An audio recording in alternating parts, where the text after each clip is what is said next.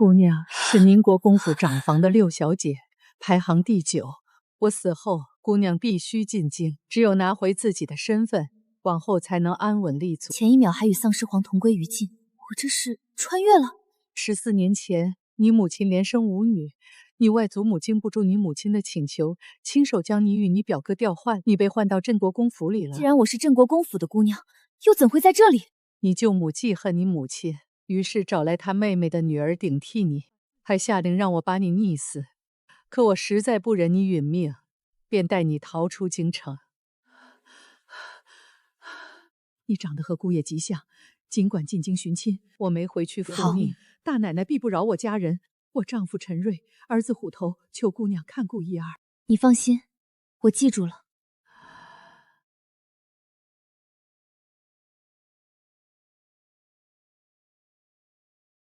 刚刚这是原主的记忆。算了，先找找看这里有没有什么有用的东西。赵嬷嬷手段不凡，早为我在姑搜落了户，还留下金银供词，这是立足的根本。而且如果没猜错的话，空间异能和疗伤异能跟着我一起穿来了，那么接下来我行事将会方便许多。谢姐姐，今儿吃什么？一碗素面。青儿，我家嬷嬷去世了，办丧事该找什么人帮忙？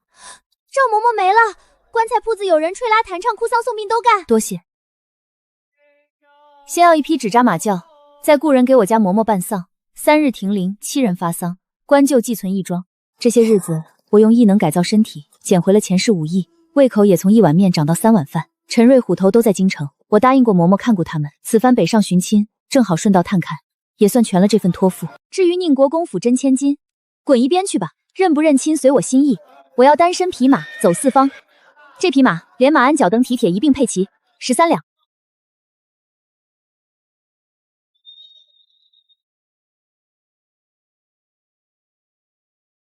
2把腰刀，2把短臂。上腰刀一吊700文，次等300文。要上腰刀。西域来的冰铁雪花刀，需足银4两一把。要2把，再来2把上等弓，100支羽箭。这银子成色前所未见，弓带箭囊送您了。对10吊新铜钱，还差1张路烟，办完便可远走高飞。老侠，此处可住着一位赵嬷嬷和她家姑娘。京城口音，大奶奶的人到底还是追来。喂，知道这家人去哪儿了吗？出远门了，说是遵从赵嬷嬷的遗言，前往京城寻亲。什么时候走的？你们是什么人？我们从京城来，姑娘在京城的长辈派我们来接她阖家团聚。你们来迟了，谢姑娘走了水路，现在追去码头，也许追得上。走。追得倒快，街坊仗义，我该走了。真没用，早知道多花10两买上等马。没有污染的时空真好，简直是人间天堂。走了，小黑。客官是住店还是打尖？要一间上房。请客官出示录约。姑娘前往京城，该往北去，怎么往东南来了？我不大分得清东南西北，竟然走错道了吗？走反了。先来1大碗卤鸭面，红烧蹄膀、老鹅汤、白烧羊肉、清蒸白水鱼。姑娘一个人吃得完吗？吃得完，尽管做好送上来。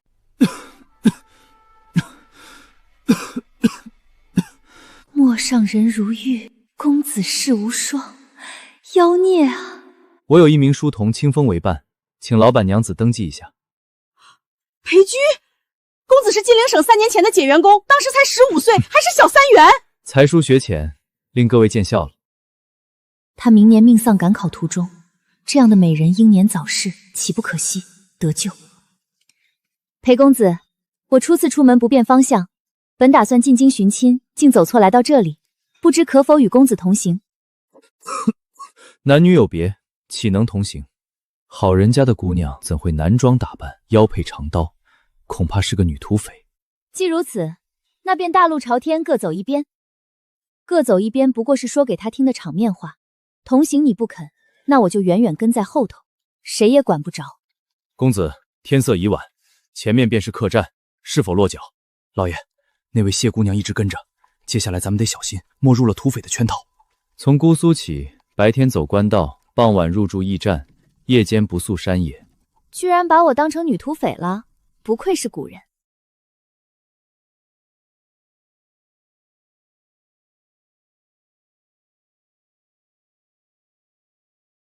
老爷，果然是个女土匪，寻常姑娘哪会有这样的身手？裴公子，能否借火一用，以鲅鱼和烤鱼为酬？请便。谢姑娘莫要再跟着我们，可好？不好，早说过我分不清东南西北，欲与君同行，君却不允，只好偷偷跟在你们后面，免得再次走错方向。谢姑娘为何一人出门？家里没有其他人陪同吗？我与京城家人离散多年，从未谋面，由老嬷嬷抚养长大。如今嬷嬷驾鹤西溃，临终嘱我务必进京找寻家人，否则她九泉之下不得瞑目。姑娘可以乘船北上，或者雇镖师护送。我晕船，更怕被镖师拐到外地卖了。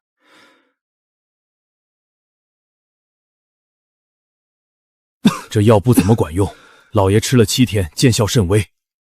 进了姑苏，不如再请个高明大夫瞧瞧。南坂林妹妹，让我瞧瞧你五脏六腑到底藏了什么病灶。老爷，怎么了？没事，准备出发。无形无迹的窥探也能感知，这分明是精神力觉醒。小娘子好不懂规矩，朝廷的驿站岂能随意入住？他们怎么能进？举人老爷自然能住。驿站掌管公文军需，接待官员，便是官员家眷也不得滥用。不住就不住，回家住一宿。北进进京，正好趁天没黑，先去街市置办冬衣。原主的旧衣我可不穿。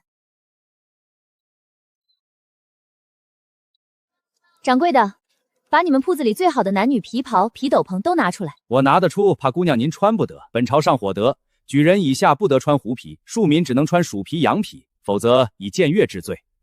此裘价值1000金，整个姑苏只此一件，举人以上才能穿。金陵省3年前的解元宫配不配？裴居裴解元吗？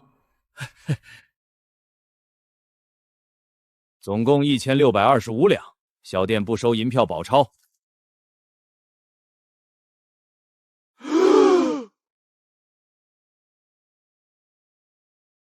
麻烦帮我把另一半也剪成小块，方便取用。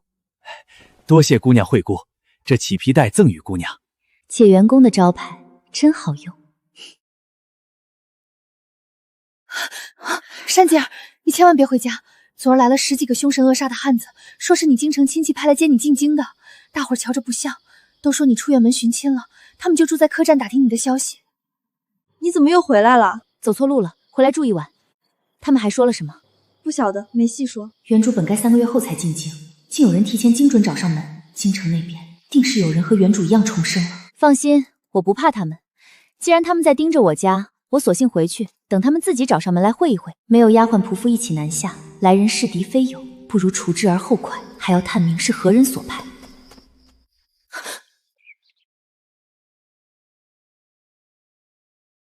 姑娘，我叫马三，是宁国公府的下人。大老爷月前才知姑娘身世，特派我们快马加鞭赶来，接姑娘回京团聚。马三，赵明院的乳父，从来为他马首是瞻。他哪是宁国公府的人，分明是郑国公府来的，骗我出城，好杀人灭口。有你这样来接本小姐的吗？华丽马车呢？伺候的丫鬟仆婢呢？金钗玉冠锦衣华服呢？空口白牙骗鬼呢？姑娘说的对，是小人办事不妥，这就亲自给姑娘购置衣饰。沿途盗匪蜂起，大老爷急于团聚，只派了小人来护。等你们买来让我满意的行头再说，我可不是那么好骗。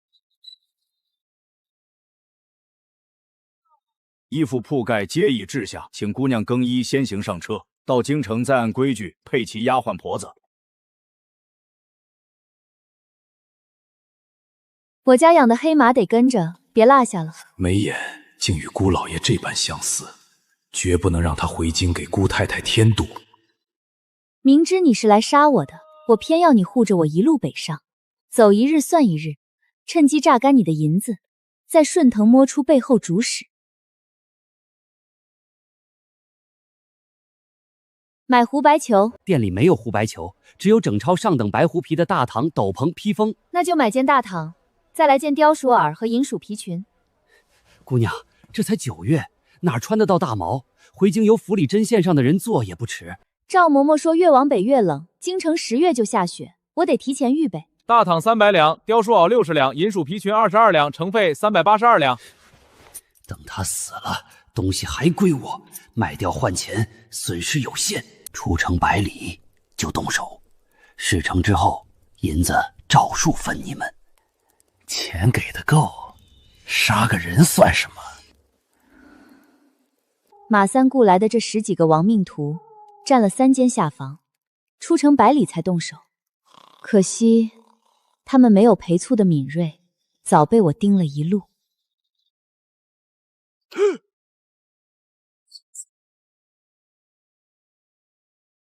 便宜你们了，死得毫无痛苦。说好早起赶路的，我那几个下人到现在还没下来，你去下等房叫他们起床。死人了！3间下房14人全死了，派人去报官。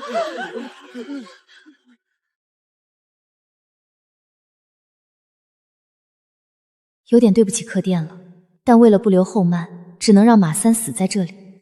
经官府查证我的清白。抚养我长大的嬷嬷说，我是宁国公府流落江南的千金，临终叫我进京寻亲。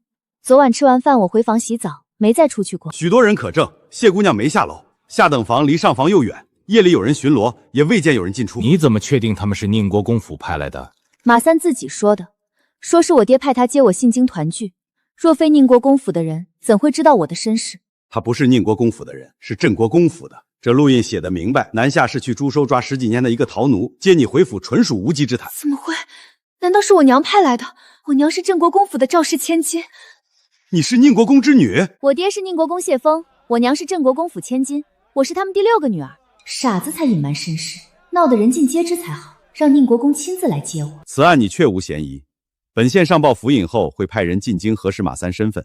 姑娘尽快雇镖师护送，路上莫被哄骗。他们的马匹行李暂由本县收押。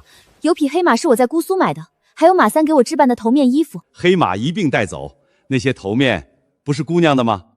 发了一笔小财，该去找美少年养养眼睛了。裴归，你等着。骗子，说话不算话。出了金陵省再往北，咱们就得小心了。北上就这一条官道，谢姑娘若真要追来，随便问几个赶路的人便知咱们行踪。老爷别担心她。老爷，快看，是谢姑娘。裴公子，真巧，咱们又见面了，惊不惊喜，意不意外？谢姑娘辨得出东南西北了。很遗憾，还是分不清。我只晓得裴公子北上必走这条官道，便沿路一个个赶成人问过去，问了无数人才追上你。谢姑娘请自重。裴公子，方便我搭个伙吗？当然可以，先前吃了姑娘的鱼，正愁没机会回报。那些接你的下人呢？他们死了，死在客店里，10几个人一夜没了气息。京城中有人不希望你进京，得知马三之死，他们未必善罢甘休。我孤身一人，独木难支，见到这旗子，连土匪都不上前。好心的裴公子，你忍心看我一个弱女子独自赶路吗？冒险与你同行，与我有什么好处？你把手伸出来。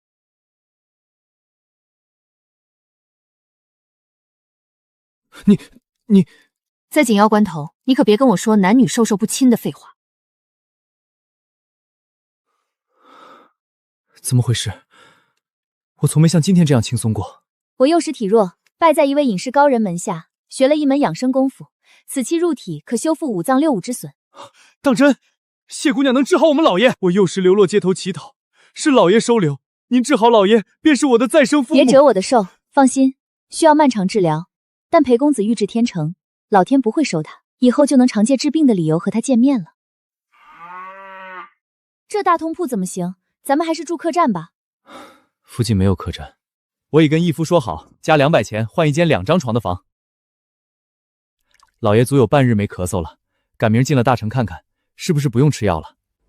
我认为不用吃，原本就是治咳嗽的药。还是问问谢姑娘。谢姑娘，老爷一夜没咳，那治咳的丸药还吃吗？他线下吃人参养瑞丸。是药三分毒，不咳嗽了，治咳的药就停。人参养荣丸补气血，气血仍虚，该吃还得吃。到京城再找高明大夫。听谢姑娘的。裴公子，你真好看。谢姑娘，慎言。竟然下雪了，越往北越冷。玉树一般的少年，不该受这委屈。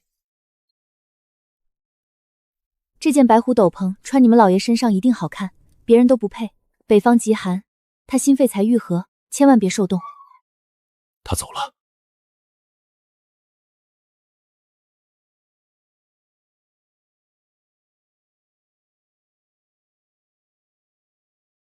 君与胡白裘果然是珠联璧合，相映成辉。此乃谢姑娘之功，不胜感激。裴公子天生丽质，可不是我的功劳，我顶多算是锦上添花。京城将至，这一回我要主动夺回宁国公府千金的身份。鬼天气，比山东下的还猛。听赶考的老爷们说，京城一冬一春长下3-5个月的雪，今儿算见识了。京城，我终于来了。这客栈1天5000房费，明儿我去寻中人租个小院儿。为何不买？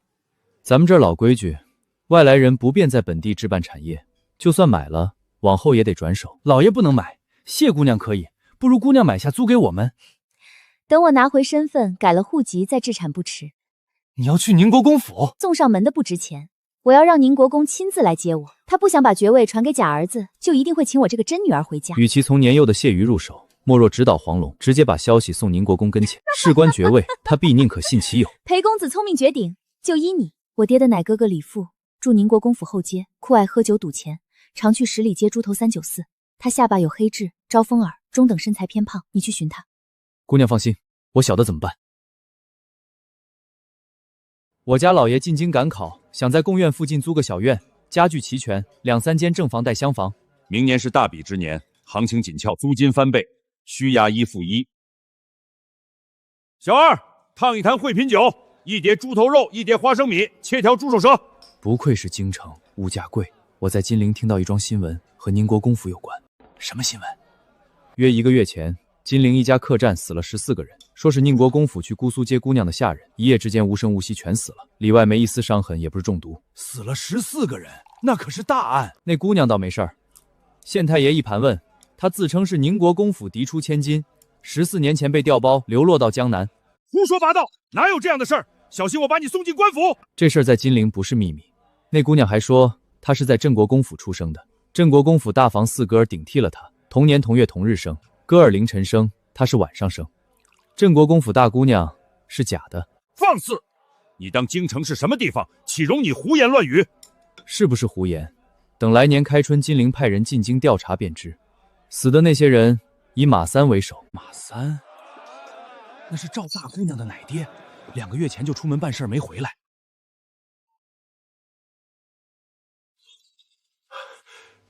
老爷，我有要紧事，事关国公府的血脉。赵大姑娘的乳父马三2个月不在京城了，如今竟死在金陵，意图混淆我谢氏血脉，夺我谢氏爵位，其心可恕。李父，你亲自带人把当年的稳婆和太太的丫鬟婆子统统捧来，再把历年送往镇国公府给赵大姑娘的银钱东西整理成册，交给我。吩咐前后门房，除我外院的人，上下人等只许进不许出，违令者锁起来听我处置。那外地人的住处先踏明，别惊动，我亲自走一趟。是。这些话是借李父的嘴告诉我，定与我那流落在外的女儿脱不了干系。请住在你们殿中的谢姑娘下来见面，就说宁国公谢峰在此。回大人，小的这就去。谢姑娘说堂上人多眼杂，请国公爷到上房会见。带路。谢姑娘，宁国公到了。你是谢珊珊？不才正是。裴解元身边的清风是你派到李父面前。恭喜宁国公猜对了。为何不直接登门，反倒拐弯抹角借他人之口，以致消息外泄？我笑宁国公站着说话不腰疼，仿佛狗眼看人低的不是你们宁国公府，我是受害者，凭什么怕人知道你宁国公不作为，害亲生女儿逃亡在外，自己却替别人养儿子？姑娘误会老爷了，是不是误会？不在嘴，在行。万事论迹不论心，养甲子14年未查，就是失职。你跟我回府。不回。与谢瑾分毫不差，除稳婆外无人知晓。抚养他的嬷嬷当时必在场。可恶！赵氏林氏真是吃了雄心豹子胆。宁国公不从自己身上找原因吗？若非你一心纳妾生儿子，28岁的夫人岂敢铤而走险？我被调换，错共10分，7分在他，3分在你。别觉得自己清白如雪。我宁国公乃8公之首，世袭5代不降等，无子继承才是对祖宗大不孝。南湘乡男丁尊贵，女儿都是赔钱货，叫我一个赔钱货回府干什么？当今世上，除了皇室公主、宗室之女，满朝文武没谁的女儿比你更尊贵。与我有什么实质好处？你想要什么？1个月前，马三空手来姑苏接我，我说没有拒马香车丫鬟仆妇，金钗玉准锦衣罗嫔，休想请动本小姐。李父，听到没有？回府找周嬷嬷开我内库房，取陛下今年赏的大红织金翠羽团超白狐披风、狮子貂斗篷、昭君套大风领，还有我年轻时用上次红宝做的抹额，一并送给六姑娘。叫你女儿亲自带人收拾大姑娘出阁前的西院上房，家具装点珠玉皆从我库房里拿，配8个大丫头、8个小丫头、8个婆子，接人的马车用4匹高头大马。是，小的这就去。我有3个条件：第一，我的终身大事由自己做主。可以，但你选的女婿必须让我满意。放心，不是才貌双全的歪瓜裂枣，我压根儿看不上。我只是不许有人利用我的婚姻做文章。第二，宁国府不准用大门不出二门不迈的规矩约束我。骑马打猎、逛街游玩，任何人不得有异议。不答应我就不回去，反正我在外不愁吃喝，逍遥自在。你会武？不足挂齿。第2个条件我答应了，每回出门带足人手即可。说你的第3个条件。谢瑾顶替我想继承人待遇，我要镇国公府补偿。他吃了用了花了多少，一笔一笔折成银两送到我手里，1分1不能少。好。这一点最像我和你爷爷，锱铢必较，绝不吃亏。先就这些，其他等我想到了再说。哼，你长得像我，脾气更像你爷爷，不讲道理。胡说，本小姐最是喜欢晓之以理，动之以情。尊贵的国公爷，莫非以为这里是宁国公府，该用羽窑柴窑喝明乾龙井？我小时候日子贫困，赵嬷嬷靠卖针线养活我，略有余钱就请人教我书书者的字。赵嬷嬷当真义士也。她老人家躺进备好的棺材里等死，唯一挂件的就是丈夫陈瑞，儿子虎头阔别14年，不知生死。若还活着，找镇伯公府算我替你要来。您先喝茶，我出去一趟。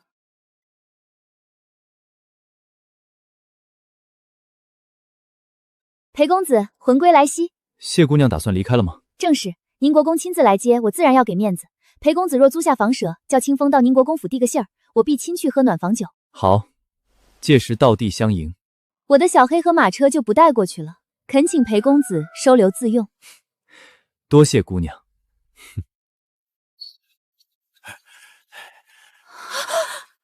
手脚利索点儿，伺候你们姑娘更衣。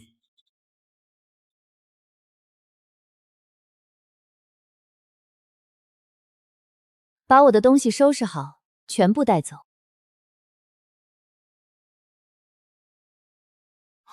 原来这才是宁国公府的排场，连马车都用4匹马，车厢金光闪闪。朱轮红盖是国公之女的车将，兼以金饰。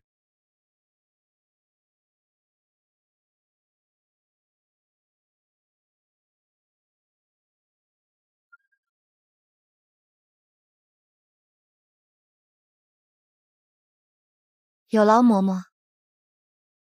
占地超过100亩，雕梁画布，雄伟壮观。李父只叫我开库房取东西，叫他女儿收拾西院，说国公爷要接六姑娘回府。没想到六姑娘竟生得这样像老太太和国公爷，我仿佛看年轻时的国公爷。我见到他也吓了一跳。外头冷，姑娘快回房暖和暖和。西院在第3进，后门往东，由穿堂入正院正房。原本是你几个姐姐住的地方，她们都出了门子，往后你住也不会安排你妹妹住进来。老爷，姑娘，房间已收拾齐整，请姑娘入内检视。芍药，六姑娘刚回府，不收府理事，叫你婆婆明天进来，咱在六姑娘身边当差，别让不长眼的东西冒犯了。周嬷嬷，六姑娘从小没在我跟前长大，往后缺了什么穿的用的，你直接从我库房取用，不必惊动宫中。太太过问，该怎么回呢？你们叫什么名字？原本在哪里当差？奴婢原是大姑奶奶房里的小丫头，后又服侍过三姑奶奶、五姑奶奶，如今打理西院大小事务，请姑娘赐名。以后你就叫凌霄，余下的白芷、紫苏、杜若、连翘、茯苓忍功单身。谢姑娘赐名。跟我说说府里的情况。国公爷膝下3子6女，姑娘排行第6，往后府里只剩2人。太太来了，还不见礼？原来是我那个狠心将我与谢景调换的亲娘。深夜到此有何贵干？谁是你的亲娘？你以为宁国公府是什么地方？由着你胡编乱造，诋毁当家主母。当家主母，不好意思，我来了。你这当家主母很快就做到头了，替亲哥哥养儿子，疼亲嫂子的外甥女赵夫人，你是古往今来第一人，连观世音菩萨都要甘拜下风。你胡说什么？竖起耳朵听清楚，我谢珊珊才是你当年在镇国公府生下的真千金，赵明义不过是你亲嫂子抱来的外甥女。你现在最应该做的是想想，在我爹面前该怎么为自己辩解。太太，让开！我要去镇国公府，让开啊！太太，国公爷明日早朝，无暇面见太太。都是那小丫头无中生有，是老爷误会我了。太太，国公爷已掌握充足的证据，带人去东院正房，把赵瑾送回镇国公府，所有东西全部搬回来清点对账，少了用了的另记一册。再从我库房取1000两银子送给刘姑娘，先花着。是。啊，何人如此无礼？外面车驾已备，请赵瑾赵四爷回镇国公府。李父，你什么意思？堵住嘴，插出去！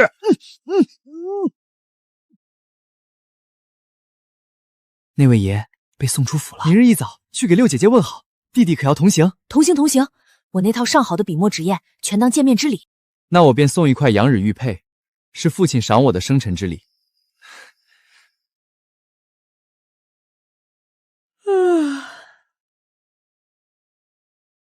给我多做几身男装，起码方便。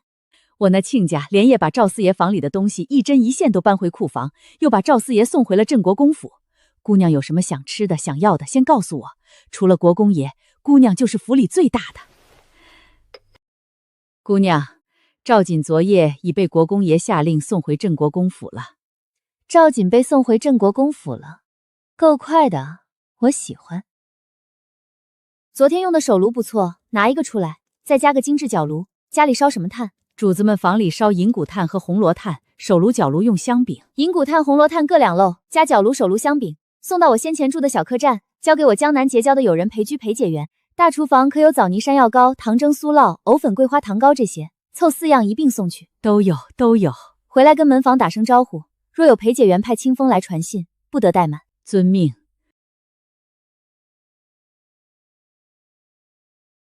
什么事情慌里慌张的？听锦儿带回的话，竟是我那小姑姑老爷发现锦儿是假的了，该如何是好？不可能，当年这以女换子的主意，是你去撺掇你小姑，她才动了心抱到我跟前。除了咱们母子姑嫂，知情者都死绝了。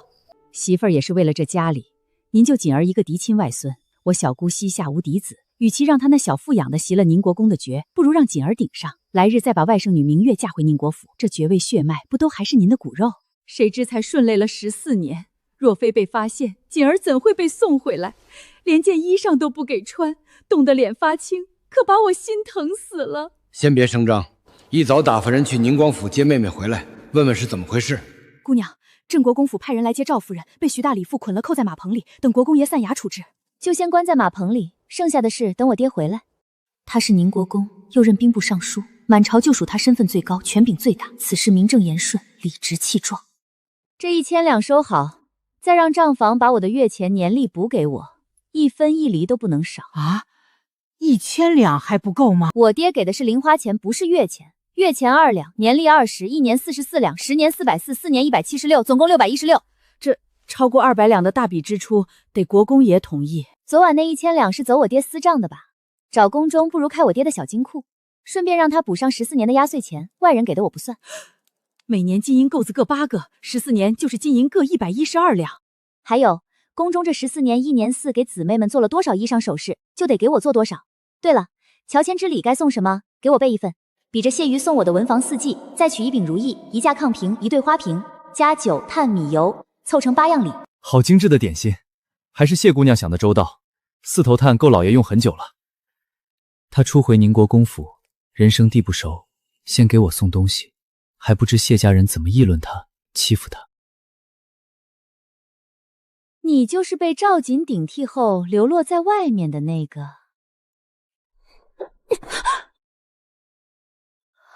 你敢打我！父亲母亲都没碰我一根手指头！你是什么东西？对我不敬，一巴掌便宜你了。你就任由我被外人打！九姑娘，在府里诸位兄弟姊妹中，以六姑娘为长。您进来连礼都没行，还称六姑娘是外人。九妹妹，你听钱嬷嬷吧，咱们见过六姐姐了，先回去。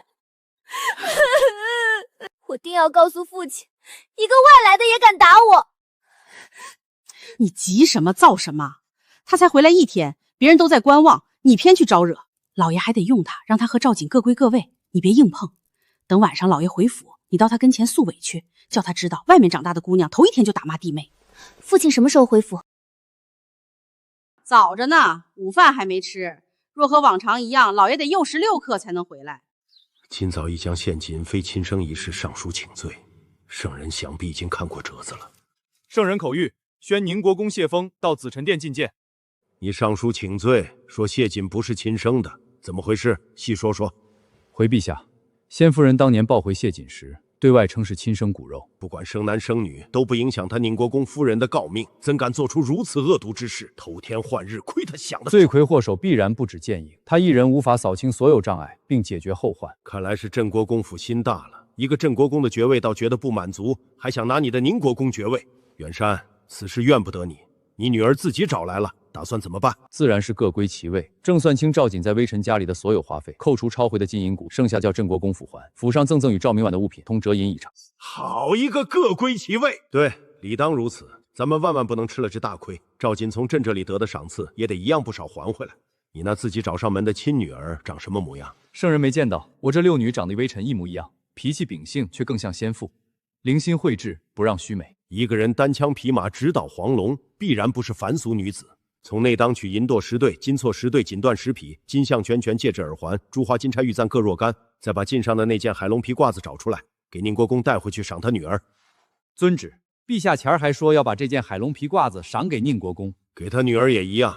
世上多的是只敬衣裳不敬人。你女儿流落在外多年，你把架子给她撑起来，别人才不会小看她。陛下圣明，臣昨儿已把白狐披风、紫貂斗篷和1000两银子都给她了。结果他回家竟问我要月钱年例压岁钱。你问我要月钱年例压岁钱？对啊，是原主应得的，我取代原主就该我拿。昨晚给你的1000两银子呢？丁是丁，鼎是镐，我要长在府里，这14年肯定不止616两月钱和金银各112两压岁钱，祖父、祖父、亲娘、叔婶、亲友的还没算。哎呀，别算了，让账房一次性给我结清，我就不算了。陛下赏你1000两纹银，20两黄金，价我给的。总共2200两，还不够花吗？不够花，宫中出钱，又不用开你的私库。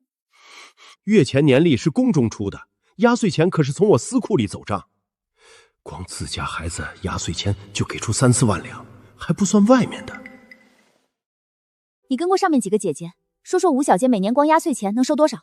五姑奶奶每年得国公爷金银垛子各8个，太太金银垛子各1对，2房3房每人1对。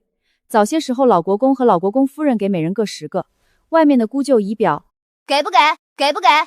宁国公，我可是你亲生的，给我可不会便宜外人。到宫中支616两银子，再去周嬷嬷处从我私库取金银垛子各112，一个都不许多。陛下怕你没钱花，又磅金又赏衣裳。若知你有这份要账的功夫，说不定就收了刚发的善心。爷，这就是您的不对了，怎能叫圣人知晓这些微末小事呢？珊珊，你在想什么？回礼啊！陛下赏我那么多，我该送什么回礼？陛下富有四海，什么没有？你能拿得出来？别太小看人，等年下进宫，我直接进献，在此之前不拿出来，免得遭人惦记。谁惦记你的东西？那可不好说，毕竟我还没出生，就已经有人谋划取而代之了。老爷，太太房里请老爷过去。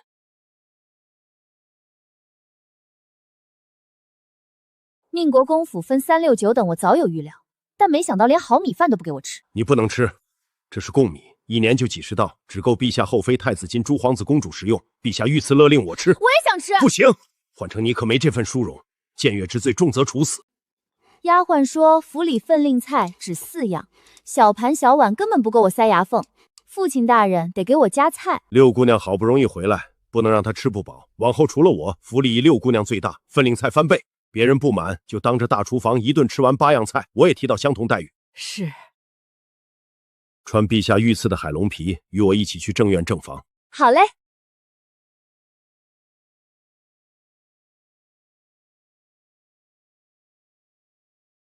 我只请老爷，老爷带他过来干什么？秘密被发现，都是因为他的出现。若非他，李代胡庄的秘密会永远埋藏。她是我女儿，我为什么不能带她过来？让我们父女俩听听你是如何狡辩。老爷，我产后力竭昏迷，万事不知，不知锦儿是假的，又如何会把亲生女儿送出去？当年确有人报你产后昏迷，你在镇国公府做了2个月奶子。你笑什么？我笑赵夫人谎话连篇。产后昏迷可以伪装，你亲口吃下的催产药却不是假。我就是因为提前落草才先天不足。江南名医把过脉，说是母土催产强行生下的。不错，差点被你骗了。那几个庶出的，哪一个待遇不是和我亲生的一样？我岂会做出这样的事？你当然清楚，只是怀着侥幸心理，以为不会有人发现你们李代王道。14年来，你有多疼赵明翁，人人皆知。难道不是你以为她你亲生女儿？爹，别忘了咱家给赵明运的聘礼，务必全要回来。要回来给你？我是最大的受害者，唯一的受害者，不该补偿我吗？该。老爷、太太、大舅老爷门外求见。不见！见，必须见，让他做好赔偿的准备，免得咱们算好了账，他拿不出钱耍赖。赵夫人精明一世，就没想过你生下第6胎后，为什么迟迟没有第7胎、第8胎？你什么意思？只要你再生个儿子，赵景就绝无可能袭爵。镇国公府会不会防患于未然呢？不可能！走，咱们爷俩去见见赵伯元。别人都去攀高枝了，你怎么还在这儿？我生是太太的人，死是太太的鬼，不管太太在哪里，我都跟着太太。既然与太太无关，太太就务必让国公爷相信太太无辜。实在不行，请几位姑奶奶来给太太说情。国公爷，请镇国公进去。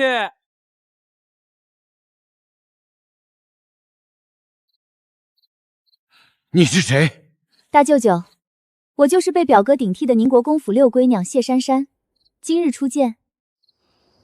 什么？大舅母让陪房陈瑞家的把我带到外地溺死，用他妹妹的女儿代替。我被害流落民间14年。大舅舅，请，自有我爹与大舅舅算账。你们镇国公府让我养儿子，却意图谋害我亲生女儿，我怎能不生气？哎，妹夫，没凭没据，你怎能胡言乱语？哼！你不是要证据吗？我给你。此事陛下已知，你尽快准备赔偿。什么赔偿？赵瑾在我府所有花费，赵明玉拿走的东西，以及我宁国公府送的聘礼。事实摆在眼前，大舅舅还想否认，把我们谢家人当傻子。本来就是假的，子虚乌有。我可不认你这个女骗子是我的外甥女。镇国公，我见你不是听你狡辩，而是通知你，把我宁国公府2万两银子置办的聘礼收拾出来，连同赵瑾、赵明万身上的花销，休沐当天我亲自去取。爹，带上我。行，妹夫，咱们两家100年之好，老国公在时常常把酒言欢，何至于为一点小事闹到这般地步？小事？你窃取我宁国公府的爵位，也叫小事？我同你父亲说话，你这晚辈插什么嘴？你们害我，还不许我为自己鸣不平。苦主讨公道，竟成了苦主的不对。我要不要去敲灯文姑，请文武百官来评一评？你敢？若不好好还钱，你看我敢不敢？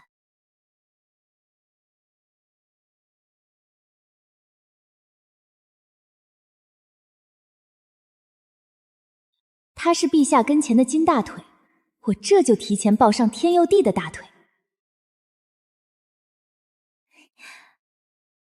我幼时贪玩，赵嬷嬷常带我去海边，偶遇来做贸易的外国人，见我可爱，送我一颗龙珠，说是他们国家的祥瑞。龙珠？什么龙珠？大言不惭！哪怕在宫里，我也从未见过这么大的珠子。我说的没错吧？真是龙珠，除了陛下，也没人配用。这样的无价之宝，你当真舍得进献陛下？正是此意。这才叫相得益彰。父亲，他无缘故打了我一记手光，还不让我戴那朱雀咸猪抹头。见到姐姐，你行礼了没有？问好了没有？喊姐姐了没有？父亲不曾认他，我为何要叫姐姐？他为长，你为幼，你无礼在先，他教训你，理所应当。父亲不觉得自己太偏心了吗？人心本就是偏的，他因我治家不严流落在外，更该得到补偿。你自幼锦衣玉食，还不知足。父亲说的是，女儿受教，女儿告退。陛下前年赐下2匣红蓝宝石，还剩1匣，交给金银房，给六姑娘打2套头面。我们3人才得1匣，他一人竟得整整1匣。远山往常不都是等午门大开后再进宫？臣之6女幼时在沿海得外国贸易商所赠奇珍祥瑞1枚，感陛下赏赐无数，特提前取出，敬献陛下。你那女儿能得什么奇珍异宝？朕坐拥天下，头一回见到这么大、这么圆又这么灿烂华美的宝珠。小女称之为龙珠。叫人用羊脂玉为她雕一个莲花宝座，置于案上，方便朕随时把玩。谨遵圣意。你女儿有什么想要的？小女极爱吃，极能吃。昨晚见微臣用贡米缠得垂涎欲滴。那便赏。张玉，你亲自去一趟宁国公府，各样贡米每样1扇。再挑贡果、茶叶、点心，赏给谢六姑娘尽情享用，不必供着。圣人特赐宁国公府6小组万年贡米、京山荞米、遮放花米、糯米各1袋，熊掌、鹿尾、西唇、驼峰各1对，金华火腿2条，人参2只，燕窝2斤，海参、瑶柱、龙井、芽茶各2两，并细点贡果若干。叩谢皇恩浩荡。姑娘可喜欢？喜欢，喜欢极了。姑娘进献的龙珠乃无价之宝，陛下爱不释手。问姑娘还缺什么，赶明儿再送来。多谢陛下隆恩，我什么都不缺，能与人分享吗？譬如我爹。各样贡米山珍非赐不能食用，陛下常留宁国公在宫中用膳，自可同食，别人万万不可。人参、燕窝、海参可由姑娘与亲友同享，不算僭越。多谢总管大人告知。早上用桃花米熬粥，晌午和晚上分别用2种贡米做饭，我尝尝有什么区别。姑娘打算用哪一样御赐山珍做菜？晚上先做熊掌和鹿筋，分几口给我爹，得请廖二出手。府里只有他料理过熊掌，他是大厨房大师傅，当差30多年，老国公和国公爷都爱吃他的菜。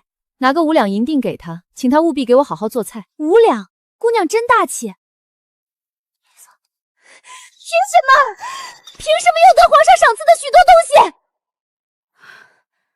你打骂丫头出气也就是是了，做件这样好的东西干什么？碎片交账上，若叫国公爷晓得是你故意损毁，怕是要扣你月钱。姨娘，这日子过不下去了。他才回来1、2天就得这样得那样，我怕以后父亲连我的嫁妆也给他。不至于，宫中又不是掏不出银子。怎么不会？我告一句状，父亲转头就拿1匣宝石给他打头面。你看看我，攒了那么些年的，都不如他1天得的。忍，我要忍到什么时候？他才回来1、2天就得这样得那样。好姑娘，不会等太久。太太无子，犯7出之条，又做出混淆血脉的恶事，国公爷必定容不得她做当家主母。到那时，府里就以咱们娘仨为尊。翠珠姑娘见谅，国公爷有令，府中许进不许出。快请进，外头冷，小的这就给您通报。快去给贵客上热茶。裴归亲笔，宅子租在文昌胡同，明日搬进去，请我贺乔宽。姑娘，礼物早备好了，明儿直接装车。姑娘蒙国公爷宠信，昨儿打发婆子出府送东西都无人拦阻，明日出门自然畅行无碍。把人参燕窝挑出来，再加1条火腿，2两5回茶，4样贡果，凑16样，66大顺。姑娘，明日出门可否带上老奴？国公爷派我打点人情往来，一同去。六姑娘，钱嬷嬷，我没事儿。乖乖，裴解元竟真的10倍于大姑头。裴公子，乔木应生，迁居大吉，多谢姑娘，里面请。你身子弱，咳嗽刚好，别在寒风中复发，快进去。些许薄礼，请裴公子笑纳。如此丰厚，岂是简薄？这些都是身外之物，预祝你高中榜首，为咱们金陵省争光。用完了我再送。我如今回到宁国公府，富裕得很。他待我这般好，我若不以身相许，是不是太过忘恩负义？姑娘厚待，裴绵没齿难忘。姑娘在公府近况如何？如鱼得水，没人欺负得了我。我爹是宁国公，京中若有人欺负你和清风，直接报本姑娘的大名。你们老爷是哪里人？家里还有什么人？老爷松江府人，先天不足，还没学会吃饭就开始吃药。3位老爷卖了好些地，年年给老爷治病，太太们日夜织布，得钱都给老爷买药。原来是有情有义之家。老爷中举后，家里略复元气，便将4种良田的收益全花给3位老爷，自己分文不取。我原是个乞丐，是老爷捡我回家。老太爷老太不仅给饭给衣，还叫我给老爷当伴读。清风，我来拜见裴兄，有要事相商。莫非是哪位王公府上的贵客？既是同科同窗，还请引荐一二。裴公子，不需你出面。凌霄，请钱嬷嬷把人打发走。我家公子来自宁国公府，姓谢，正与裴公子相谈甚欢，不喜人打扰，望周老爷见谅。你和他关系不好？他借举家之力读书，却嫌父母兄嫂丢人，屡次辱骂其妻。忘恩负义之辈，万万不可深交。3日后羞羞，我要随爹去要债，改后天4时珍宝阁门口碰面，祝你买首饰。后天见。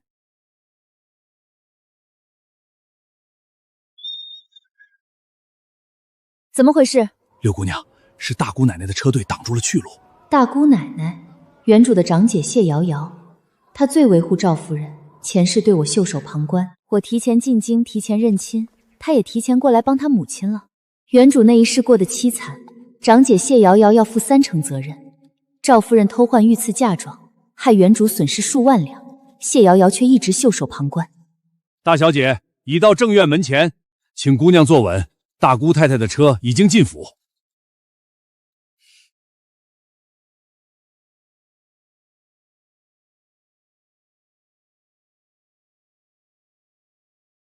见到我不行礼，这就是你的教养？我有娘生没娘养，也没娘教，何来教养？况且府里没给我办认亲宴，你不报上名来，我哪知道你是谁？我不信你身边没人告诉你。你们跟我说了吗？没有。大姑奶奶容禀。我和丫头们坐在后面的车上，下来就进了门，尚未来得及跟六姑娘介绍大姑奶奶。父亲既把嬷嬷派到六妹妹屋里，嬷嬷不该教教她什么是长幼有事吗？六姑娘回府才2天，连衣裳首饰都没做齐全，我一个下人哪有资格教育主子？不过大姑奶奶提醒我了，该与六姑娘说说姑奶奶们的现况。钱嬷嬷果真是我姐姐，大姐姐正是大姑奶奶，六姑娘该给大姑奶奶道个万福。小谢珊珊见过长姐，长姐万福。起来吧。大姐姐是不是该回办个礼？弟妹向兄姐行礼，兄姐当回办礼，方是大户人家的体统。大姐姐，那是父亲画像里戴的抹额，府中最大一颗红宝石，我求过他都不给，凭什么给这野丫头？我要在府里小住几日陪伴母亲，你把上房给我让出来。让，绝不可能。一步退，步步退，西院就是我的地盘。凌霄，姑娘有什么吩咐？你亲自去跟管家说，大姐姐今日归陵没提前送信，但来者是客，咱们宁国公府当以客为尊，收拾最好客院给大姐姐安置，送上等酒席款待。谢珊珊，我知道我叫谢珊珊，不劳大姐姐提醒。大姐姐既是客，就该客随主便，这才是最起码的礼节。2位姑娘消消气，都是一家人，何必伤了和气？起风了。陛下赐给六姑娘的东西还摆在上房没归拢，丫头们不敢擅动，得六姑娘亲自吩咐。长幼有序，大姐姐先请。好得很，多谢大姐姐夸奖。一个来历不明的野丫头也敢骑在我头上，她居然不叫我住西院。我的儿，你先跟我住。你父亲现今得了她，跟得了宝贝似的。可我细想想，恐怕不是那么回事。母亲何意？锦儿长得像你舅舅。明月像你大舅母，怎会不是亲生？说不定谢珊珊是你父亲养在外头的娼妇所生，编个偷龙换凤的故事蒙骗世人罢了。母亲是说，只要谢珊珊不是真的，我便无罪。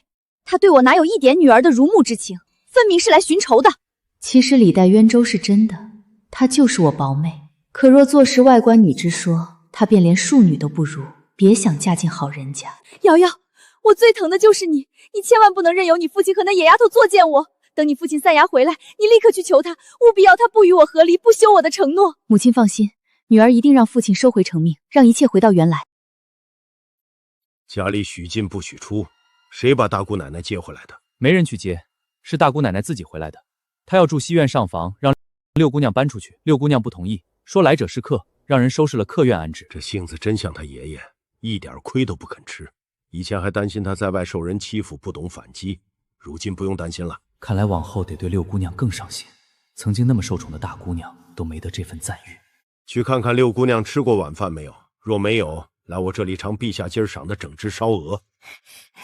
爹，亲爹，我虽吃过晚饭了，但还能再吃半个鹅。爹，我后天出门逛街，支援几两银子呗。没有。小气，我都把贡米与御赐山珍分给您了。你也吃了陛下赐给我的东西。那府里可有藏书楼？我想看没读过的书。读书是好事，咱家4代人收集的书，光市面没有的就有上万部，都在后院池塘边的藏书楼。你找周嬷嬷拿钥匙。不买就是省钱，顺便找些没见过的书送给裴居。你怎么在这里？那是御用衣料，陛下只赐过父亲，我都没穿过。你妹妹过来陪我用饭，怎么就不能在这里？女儿有话想同父亲说，可否让妹妹避两？有什么话不能当着你妹妹的面说？女儿求父亲放过母亲。镇国公府找你之前，没把他们和你母亲联手做过的事告诉你吗？说了一些，说的不清不清。女儿只知母亲这些年没有功劳也有苦劳，父亲岂能因她一时失察，便把所有罪名强按在她头上？你母亲有什么苦劳？位居超品诰命，俸银禄米应有应有，侍奉长辈教育子女，管家理事不过分内之事，算什么苦劳？偷换我谢氏血脉，意图谋夺爵位，毁我谢氏百年基业，才是罪不容彰。父亲错怪母亲了，母亲产后力竭昏迷，没有做这些事。大姐姐，你的身份、地位、嫁妆都是因父亲得来，你满心为母亲脱罪，可想过父亲替别人养14年儿子的委屈？谁替父亲做主，谁替我做主？父亲活该替别人养儿子，我活该流落在外，吃不饱穿不暖。哼，谢瑶，你只怕你母亲获罪压你一头。我若不是顾念你们姊妹几个，早一剑杀了赵氏。爹，女儿不想父母失和，有错吗？有，你是非不分就是错，心里只有母女之情，没有父女之情、姊妹之情，不必再站在我宁国公府的地面。叫人套马车送大官奶奶回去。自今日往后，除3节2寿之外，非皆不得归宁。活该！大姐姐回不了娘家，可保不准会另寻靠山。这天底下比父亲更能说得上话的，也就只剩宫里那位陛下。当年陛下欲聘瑶瑶为太子妃，我不愿卷入皇子之争，婉拒了。该请陛下将她赐婚探花郎。陛下不但赏了嫁妆，还许下一诺，这份人情绝不能让她借着进宫翻出来。去，盯着她。是。李父跟车走一趟，告诉大姑爷，就说是我的意思。天寒地冻，大姑奶奶受不得风，年前就在家里好生养身体，不要再外出了。断了他进宫的路，这一局我赢。至于那位素未谋面的大姐夫郑恺，恐怕这场风波才刚刚开始。岳父从未这样疾言厉色，究竟出了何事？什么找回来的妹妹？外祖母当年把表弟谢景和我妹妹调换，如今那妹妹自己找了回来。你是说，谢瑾不是岳父亲生，新来的妹妹才是？正是，父亲便责怪母亲主使调换，将她禁足。混淆血脉是多大的事儿？何况牵扯宁国公的爵位，你一个嫁出去的女儿，你插什么手？我只是替母亲求2句情。宁国公府有门禁，将这些送去门房，替我夫人向六姑娘赔罪。大姐姐谢瑶瑶嫁进安国公府，这送礼赔罪的便是那位大姐夫郑恺了，倒有点意思。可惜死得早，若他能压住谢瑶瑶不再作喵，不妨救她一命，胜造7级浮屠。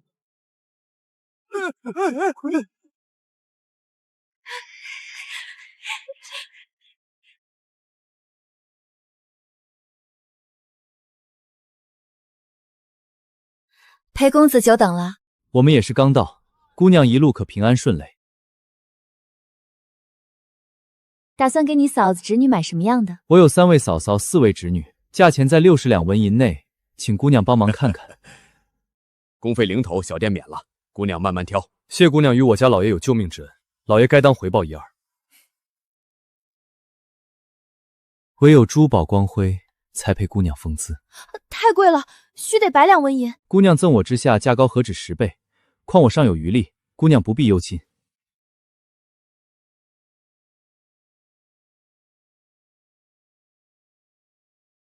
赵大姑娘，贺长宁是为了太子妃，赵明月落后她半身，还刻意扮的朴素，她已非原版。赵大姑娘，可把从我宁国公府拿到的金银血产都整理出来了。明天休假，正是我与我爹登门要债的好日子。那是姑妈赵夫人给我的东西，我在郑国公府长大，是她认下的女儿，你休想拿回去。欠债还钱，天经地义，别叫我明天亲自抄了你的房间。你敢！本不姓赵的赵大姑娘，明天见。好狗不挡道。谢珊珊，明月，那位是谁家姑娘？听话里意思是宁国公府的。正是，我这郑国公府养大的女儿，被他叫嚣着要登门抄写。我们先上去看首饰，叫丫鬟去买金疮药敷一敷伤口。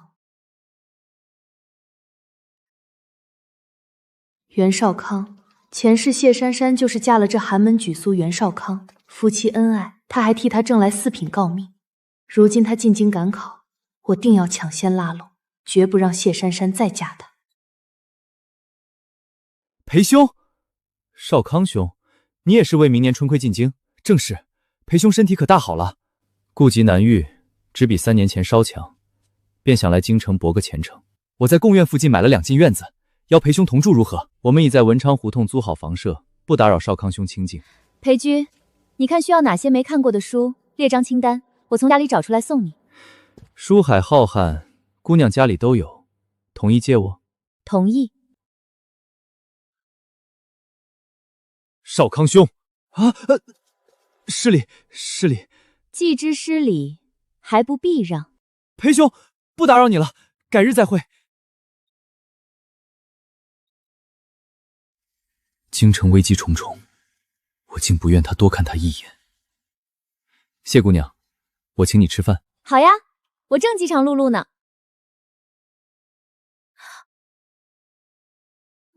姑娘怕是被裴公子美色迷了头，尽力扶持男人未必是好事。我屈指一算，明日必发一柱大财，到时我回请裴公子在此大吃一顿，赏脸否？姑娘盛情相邀，敢不应承？姑娘，3位姑奶奶、2太太、3太太各房奶奶都送了锦缎金银镯子、头面斗篷，说门寝一解就来看望姑娘，跟商量好似的。原主那一世可没这待遇，还被赵夫人灭下了。地位高低全取决于我爹的态度，赵夫人罪该万死。爹，明日几点去镇国公府要债？这么迫不及待，明早等张总管出宫，咱们一同前往。陛下怕他们赖账，特派人监督。从府里得的古董字画金银27000，加2万两聘礼，共47000两。他当然不想还，还得起就行，落袋为安。这英姿倒叫我想起当年国公爷陪陛下纵马的模样。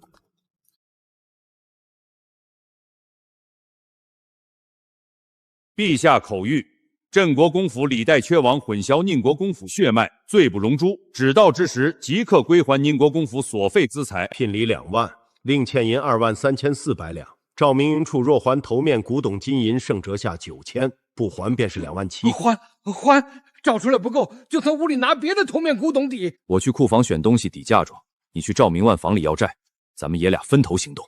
去帮六姑娘搬东西，不许任何人阻拦。拜见外祖母，我来收债。好大的胆子！谁许你闯进我屋里要债？陛下给的。张总管还在正厅候着，要不要请进来作证？孩子，你过来让我瞧瞧，咱们娘俩头回见。怎会是头回？我生下来后，镇国公府可养了我6个月呢。我若记得，恐怕就是个妖孽了。明瑶，你收了多少东西自己心里清楚，叫人取出来，叫内赞抄你的屋子总归不好看。别的无所谓，唯独那本记着前世诸事的册子，绝不能被发现。都在这儿了，姑妈送的一件没留。启禀姑娘，整套头面少了7套，簪子少23只，金项圈少4个，古董字画真迹皆不在。赵夫人类赠银2760两，金银座子各112对，41滴金银也无。想用穿过的旧衣蒙混过关，休想！我只要头面、古董、金银，其余折银。你肯定没全拿出来。没有，留一个公公算账，其余陪我到赵大姑娘房里抄。得了银子，请大家吃酒。谢珊珊，你别欺人太甚。你不还，我只好自己拿。还你，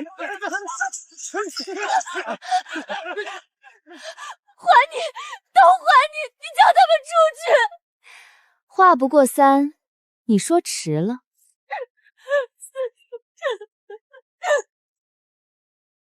金银古董头面全抵债，仍短8820两，且9000两的绫罗衣料尚未算入。赵明月还欠我8820两，谁替他还？我都给你了，是你自己不要。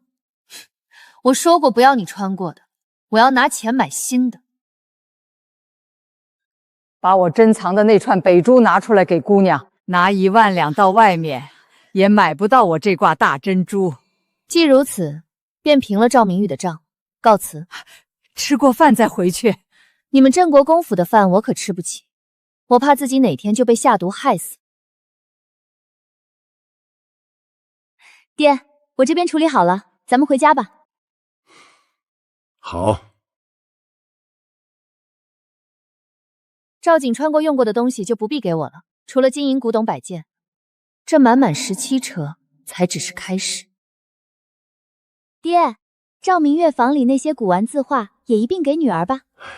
你把聘礼拿走了，还要他房里的东西。爹，那些哥哥姐姐个个锦衣玉食，聘礼嫁妆再早早置办，只有女儿活在贫穷里，如今刚回来，唯有些许黄白浊物才能略慰心灵，自然是多多益善。赵金清手头散漫，剩的古玩字画都给你，往后放进嫁妆里。谢谢爹，这些拿去打酒喝，见者有份。大总管辛苦，这北珠请大总管笑纳。万万不可！难得这丫头大方一回，你尽管收下，跟陛下报备一声即可。多谢姑娘。陛下，宁国公府要债之事已了，这是谢姑娘所赠北珠，倒是大方。你这珠子平日瞧着势大，与我这龙珠一比，竟不值一提。萤火岂敢与日月争辉？那丫头果然长得极像远山，像的10成10。陛下年下见到谢姑娘，就知宁国公生为女儿身是何种风华了。哈哈哈哈！听你这么说，朕越来越好奇了。你替朕留意，家风良好的朝臣中哪家有才貌双全的少年郎，1、2年内替远筛个东窗快婿。一般人可配不上谢姑娘。钱嬷嬷，做一件披风需要多长时间？若直接用熟皮拼接缝制，大概要10天到半个月。需要几张银狐皮？15到20张，依身量不同，用料不等。选20张银狐皮，连同1匹青绸送去针线房，依照裴公子的身量赶制一件披风。要不要再用银鼠皮做件袍子？做。那位裴居模样举止如何？什么来历？有什么家人？那裴公子仪表堂堂，是金陵结缘，只是体弱多病。哼，姐儿爱俏罢了，不必过于干涉。横竖我儿不吃亏，等他出去应酬见识多了，就知道裴局实在不值一提。是。接风，拿笔墨纸砚来。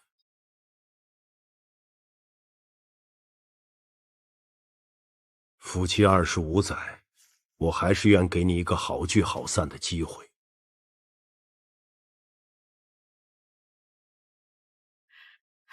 国公爷，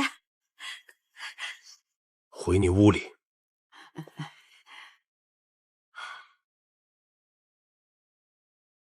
谢风，你好狠的心！论狠心，谁都比不上你。我产后昏迷，不知自己女儿被调换。哼，无论你怎么狡辩，事实就是事实。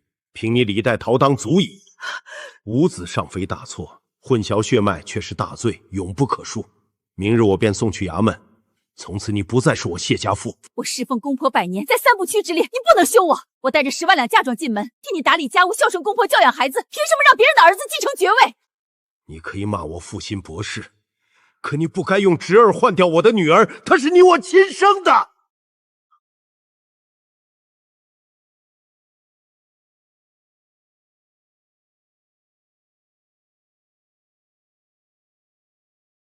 你答应我3个条件，我就和离。第一，保留我的诰命。不可能，你我和离便不再是夫妻。自是宁国夫人之前，我不能拿家事为难陛下。你连第1个都做不到，谈什么第2个？好，我要你在和离后迎娶家父。中靖侯陆家有女名之薇，年底除服，我要你娶她为妻。什么？我答应。还剩2个。第2个，我要5万两银子做生活之资。可以。几个女儿里属瑶瑶最贴心，上有2重婆婆，下有一堆小叔子小姑子，望你接她回家疏散。好。你知道我第1次见山时他说了什么吗？他若非我一心纳妾生儿子，你也不会铤而走险。他被换，7分错在你，3分错在我。就冲珊珊那句7分错在你，你派人去关东，把我那几个庄子转到他名下，契纸写明永为庄柳，不得变卖。大小4个拽子，土地肥沃，渔猎丰产，1年租子3000到3500两不等。明日请姜太君、镇国公与族中长者一同会面见证。你以为我会反悔？明日就明日，但我要多加1条，这些年攒的蹄子我全部带走，你不得阻拦。可以。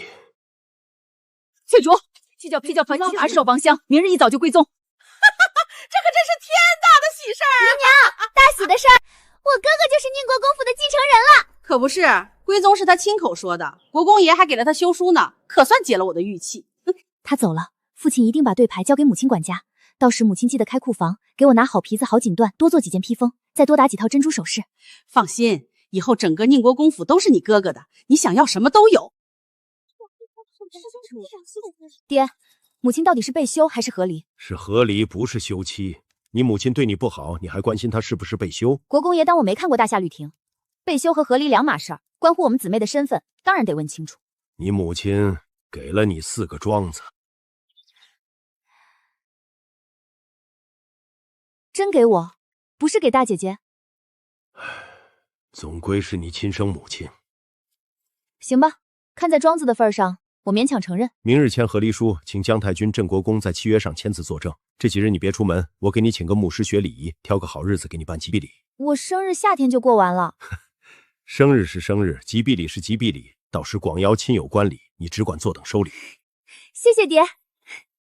赵氏同意与微臣和离。微臣答应了他3个条件。敢调换孩子之人，竟有这么好的脾性。出宫后，微臣还得派人打听中靖侯府小姐是什么情况。不用查，朕知道。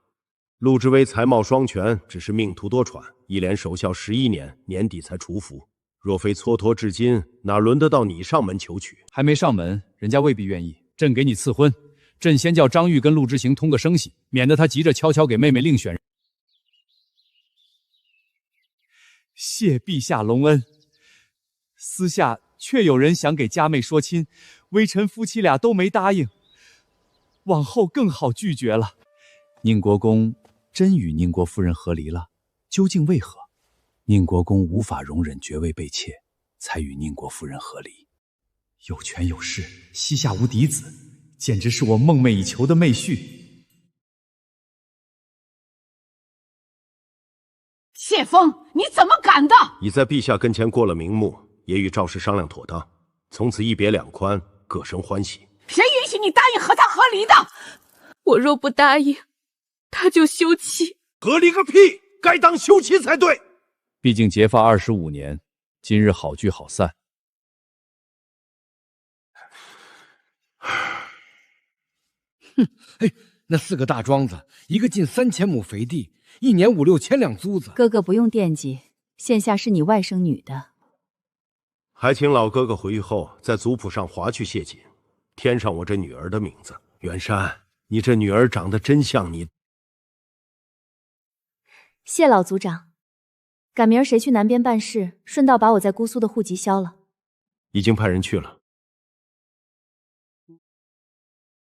爹，您对前妻那么大方，也对我再大方一点呗。打住！给了你母亲5万，我还得按3万两规格备聘礼，眼下囊中羞涩。你要娶继母？陆姑娘还没出力，先瞒着，你不可声张。陆之威，他命很不好，前世为救小皇子而死，却曾对我伸出援手。我有一串金色大珠，比昨儿送张总管那串还大，给您放进聘礼，送去中靖侯府。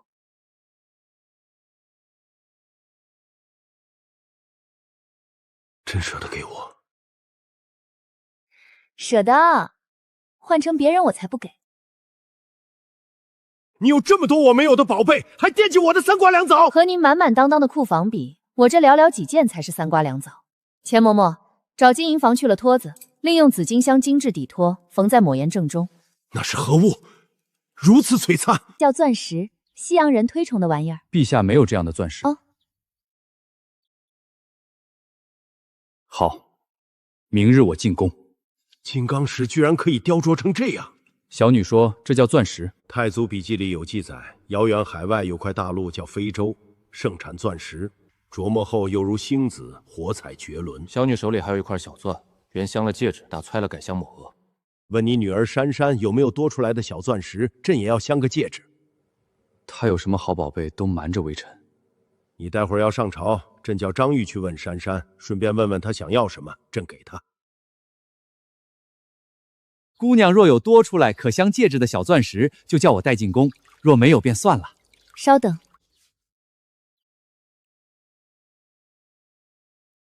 没有买椟还珠的椟，让大总管见笑了。我的姑娘，今儿真是长见识了。请大总管一并带回去，送宫里娘娘们镶戒指、耳坠也好看。陛下让我问姑娘喜欢什么，我明儿给姑娘送来。我别的一无所有，锦衣玉食是进京后才想到的，却是我最看重。凭什么好东西全给了他？娘，父亲有没有说什么时候把你辅正？今儿一早，国公爷打发周嬷嬷来收拾正房了。真的？正堂的家具陈设全换一遍，还量了尺寸做新门帘窗纱。等娘成了当家主母，拿到对牌，我定要娘好好惩罚谢珊珊。放心，以后整个宁国公府都是你哥哥的，你想要什么都有。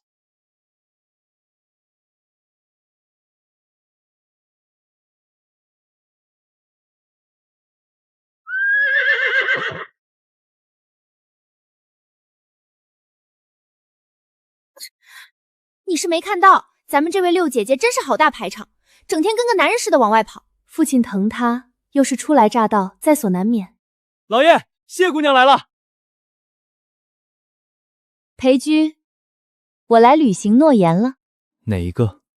先给你送书，再请你吃饭。你抄完读完，我再亲自来取，还得还回去。他还会再来。裴兄，魏爵魏兄听说你也来京，亲自来请你。我去屋里等着，你把他们打发了。家中来了贵客探病，须得用心招待。二则病骨之灵，恐染了病气，误了两位贤兄明年春坤。究竟是什么病？请个高明的大夫来看看。先天不足，每年春分秋分必犯咳疾，养几个月就好。多谢魏兄好意。既如此，只待裴兄痊愈后再来相请。你我明年春赶再龙争虎斗，各凭本事，亦是我所愿也。已经打发走了，接下来很长一段时间都不会有人来打扰。魏爵之妻是我那位14年前意图杀我大舅母之内侄女，你我交好，恐会连累到你。若被连累，姑娘会来解救我吗？当然会，有我在，不会让人欺负你。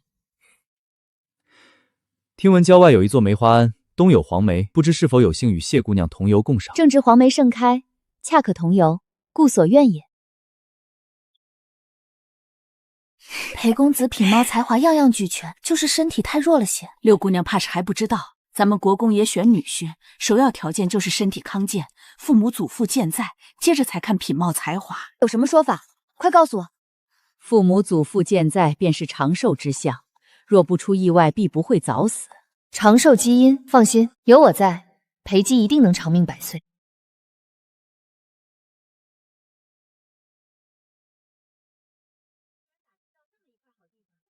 裴居，等我一下。裴居，你居然打听到这么一块好地方，可惜什么？可惜没带上锅碗瓢盆、柴米油盐，在林间烤肉赏景，简直是人生一大乐事。谁说没有？一早买了许多食材。我和清风外出，习惯带上常用的家撒物件。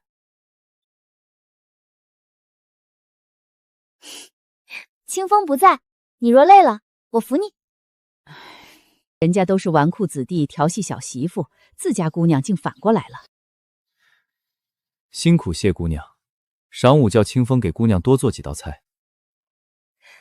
等你准时下山再说。我近来已经大好了，往日冷天咳嗽缠绵不愈，心口微微的疼，今年进京后却一次都没犯过。今早在魏爵面前那病，怕是装出来的，莫非与姑娘有关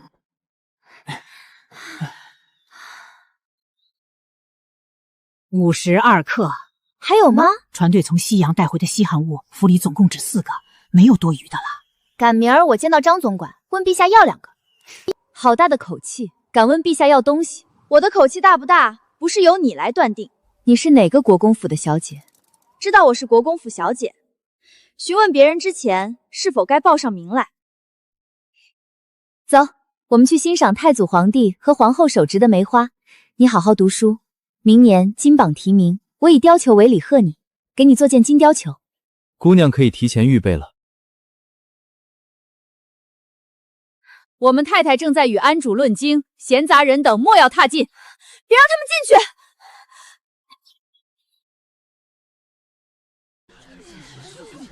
我看看是哪家夫人如此蛮横。太祖皇帝手植梅花人，尚且不尽百姓的信拜菩萨，他把大驾光临倒成了禁地，想必觉得自己比太祖皇帝还尊贵。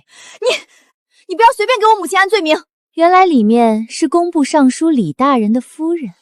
大家听到了，这位夫人比太祖皇帝还尊贵，往后见到她一定要立刻避让，免遭获罪。城里来的夫人一直封锁安床，我好多天没能进去找师傅讨口斋饭吃了。胡说八道！这可真不是一般的霸道，一连10来天不叫旁人进去，我偏要进去。我劝尔等老老实实站着，碰到我们姑娘一片衣角，仔细我们国公爷提刀打上尚书地。你们是哪个国公府？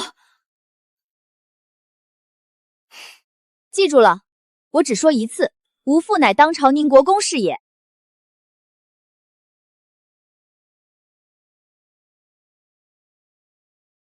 等我回去把此情此景画下来，送给姑娘。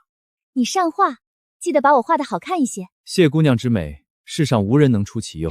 裴公子亦如是，秉绝代之姿容，具稀世之俊美。此言出自《红楼梦》，姑娘也看过。《红楼梦》难道它也是穿越的？我老师曾在宫里看过太祖皇帝留下的书籍，那是未曾结局的一部，禁止民间流通。这句是形容里面的林姑娘，可我不是姑娘。你老师是哪位？先师姓柳，单名一个燕，表字殿臣。可是20年前致仕的柳尚书，柳尚书曾给陛下和国公爷讲过几年书，陛下登基后他致仕便消失，寻了几年都没找到。那你岂不是我父亲的小师弟？即使是宁国公，也不能这样下你父亲的脸面。我倒要看看是哪位千金。轩轩，你怎么没说他身穿赐服，卷衣是死罪？你难道不知？原来是钱嬷嬷，不知是陪府上哪位姑娘出门。我与赵夫人时常来往，倒没见过这位姑娘。回禀王夫人，陪我家6姑娘踏雪寻梅，不想安堂被封锁，难得踏进一步。贵府姑娘更不许我们靠近。进的是外面那群庶民，绝不是贵府千金。陛下爱民如子，许之良极，身份有高低，却非贵贱。夫人说他们不配进安，看来夫人果然尊贵无比，地位凌驾在太祖皇帝之上。绝无此意。若无此意，怎敢肆意封锁安堂10数日？我只说与安主谈经，不许打扰，凭没说封锁安堂。定是你们这群刁奴阳奉阴违，得罪了宁国公府千金。太太恕罪，是小的嫌庶民不干净，怕冲撞太太和姑娘，才不许他们进来。真不能小看任何一个封建土著，个个有头有脑，能屈能伸。还未请教姑娘是宁国公府哪位千金，今日得罪，归家必派人送礼致歉。钱嬷嬷，告诉王夫人，免得她将来起心报复，却找不着人。王夫人身在山中，消息闭塞，待回京城，自然会知晓我们姑娘系何出身。阿弥陀佛，阿弥陀佛。师傅，打扰了。没有打扰，施主到来其实是解了贫尼的困扰。多给安里上点香火钱，统计人数，回府叫针线房给师傅们每人做1套冬衣，1张棉被，再送柴米油盐，以度寒冬。贫尼带徒弟们多谢施主。姑娘真是心地善良。善良2字与我无关，我看到了才管一管，看不到的就当没发生过。世界浩瀚，我看到的不过方寸之地。爹，我今日得罪了工部尚书李悝的夫人，会不会给你添麻烦？在我答应你母亲再娶时，就注定两家不会心平气和。我怕他个鸟，在我面前，李逵得恭恭敬敬喊我一声宁国公。爹，我今日见的那个裴公子是柳尚书柳燕的学生。你说那个病歪歪的裴公子是柳尚书的学生？为了证明没撒谎，裴居把柳尚书刻的印章送给我了。还真是出自柳尚书之手，是他晚年的风格。如今人在何处？5年前就已驾鹤西区，后事都是裴归及其家人操办的。也在意料之中。等我休沐，带那位裴公子来府里喝杯茶，我有话问他。爹，别忘了向陛下给我要一对金表，赶明儿我有好东西，也一定先荐给陛下。金陵省3年前的解元裴君是柳尚书的学生，朕真看过他的文章，行云流水，字字珠玑。朕记得他才15岁，是历朝历代最年轻的解元。今年也才18岁。朕等着明年在电视上见到他，看他能不能6元及进。果然是芝兰玉树，天下无双。晚生见过宁国公。免礼，看坐。珊珊说你随柳尚书读书。是，晚生侥幸入得老师之眼，随老师读了10年书。上一科殿试的考卷，我问陛下要了来，你做出来给我瞧瞧，若做得不好，我可就有话说了。裴居，你坐。裴居若卷子答得好，您有什么奖赏啊？做长辈的不得给点表礼？我在想，有你在旁边叽叽巴巴的打扰，裴公子能不能静心思考？国公爷不必担忧，晚生不受影响。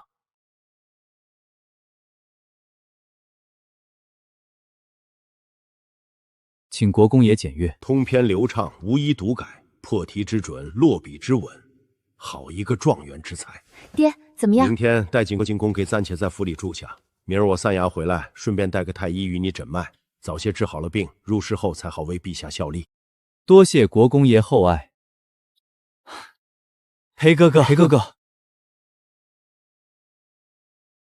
这是江南白粮。菊儿，你既是柳尚书的亲传弟子，便是自家人，往后住这里莫要拘束，有什么需要尽管告诉珊珊。对，跟我说。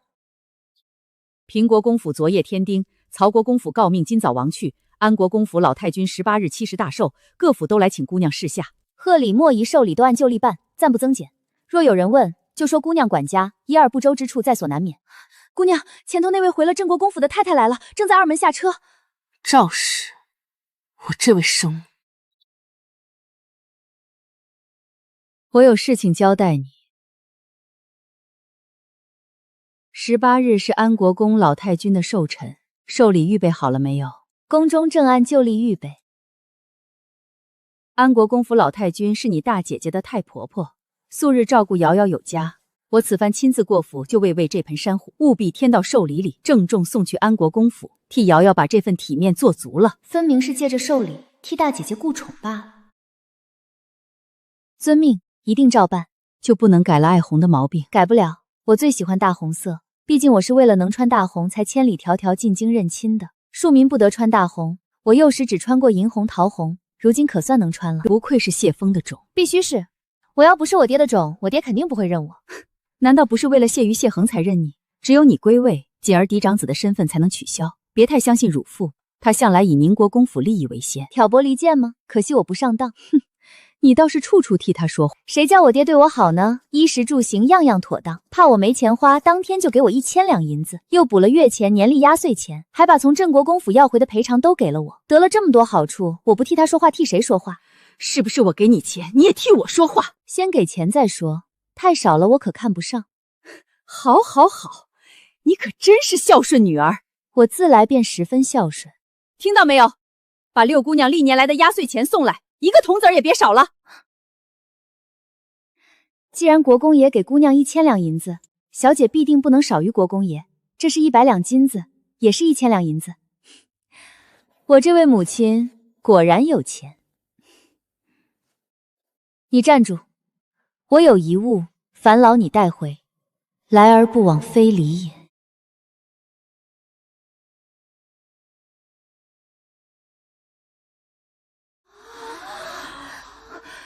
他从哪儿弄来这样好的宝贝？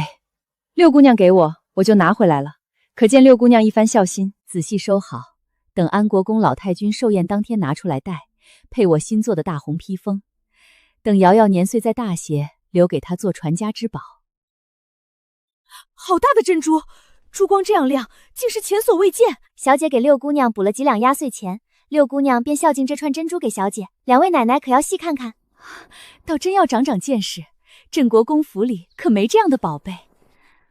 怎么没在老太太跟前伺候？老太太歇下了，打发我们来问姑娘晚上想吃什么，叫大厨房做了送到上房。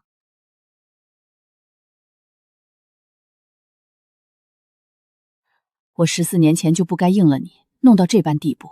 那谢峰心狠，弃你至此，你往后有什么打算？我有几个女儿，不至于没养老送伤的人。他们又不能时时在你跟前。这不是有侄子侄女侄媳妇吗？我既有钱，又有田庄商铺，稍稍贴补，府里哪个不巴结我几分？别把你哥哥嫂嫂想得太好。14年前敢用外甥女冒充我的外孙女，14年后还有什么做不出来？我走了，弄死了你，银子东西都是他们的。母亲有何主意？他谢峰能再娶，你为何不能再嫁？趁着安国公老夫人的大寿，我也出去走走，给你再寻个四脚鸡居全的男人。娘，我好不容易才从繁琐中脱身，何苦又将我扔进漩涡？找个管夫，我要管家理事，操心子女婚事，我图什么？我给你找个顶顶好的。有谢峰珠玉在前，哪有什么顶顶好？我宁愿不嫁，就在家做个镇国公的女儿，镇国公的妹妹，照样穿金戴玉。娘一心为我，我如今就想在娘膝下承欢，伺候娘到100岁，再当30-50年的千金小姐。再活30-50年，我岂不成了老妖精？娘是老妖精，我便做个小妖精，咱们娘俩活得长长久久，比什么荣华富贵都强100倍。丫鬟，开库房，把我年轻时的珠宝首饰找出来，分给孙媳孙女，古董字画分给孙子。大姑娘那里给不给？她又不是我的孙女外闺女，给她做什么？那日替她还1万两银子，已是仁至义尽。倒把首饰多找几套，给我几个外孙女各送2套。不过是林夫人的外甥女儿，也敢来指使我。赵明月说，宁国公瞧中一个叫袁绍康的举手，要招为东庄快婿。妈叫爹，给我抢过来。你爹要在1、2甲进士里给你选女婿，不会看中一个举生。赵明月说了，那袁绍康乡试名列前茅，与魏国公府的魏爵交情甚好，明年一定榜上有名。既如此，叫你爹和你哥哥暗中考察1、2。我还从母亲手里要了些钱。你能从你母亲手里要到银子？为什么不能？我把原该我得的压岁钱要来了，另要了100两金子和1000两银子。你竟有这样的本事！爹，该不会我这位母亲不曾在您身上花1分1折？我何须他为我花钱？府里都是花我的钱。活该！你都纳妾生子了，还想让我为你花钱，想得美！你不说话，没人当你是哑巴。陛下可看了裴剧的卷子，怎么说？极好，陛下发话，叫你安心在府里住下，不必操心衣食笔墨，只管认真读书，明年殿上相见。谢陛下隆恩，谢国公爷厚待。烦劳梁院正仔细瞧瞧裴公子往后怎么调养才好。裴公子是不是曾有奇遇，竟将心疾治愈？确有奇遇，只是不能说。心疾际愈，神安血畅，肺亦痊愈。活不过20岁的关是过了，其余脏腑慢慢将养，总有好的一日。麻烦你开个方子，若有人问起这孩子病况，你就按先前别人的断定来活。国公爷放心，下官晓得。汤药太苦，能不能吃丸药？他先前吃的是人参养郁丸。姑娘放心，也是丸药，人参养郁丸可以停了，主样肝脾肾。都回房休息，明儿该读书的读书，该做事的做事，越到年下越忙碌。我能有什么事儿要做？你大姐姐的太婆婆过寿，16日设宴，单请各公主王爷以及公侯应席之家，我必定要走一趟，你与我同行。与我有什么好处？初次见你，必有表礼。去就去，谁怕谁？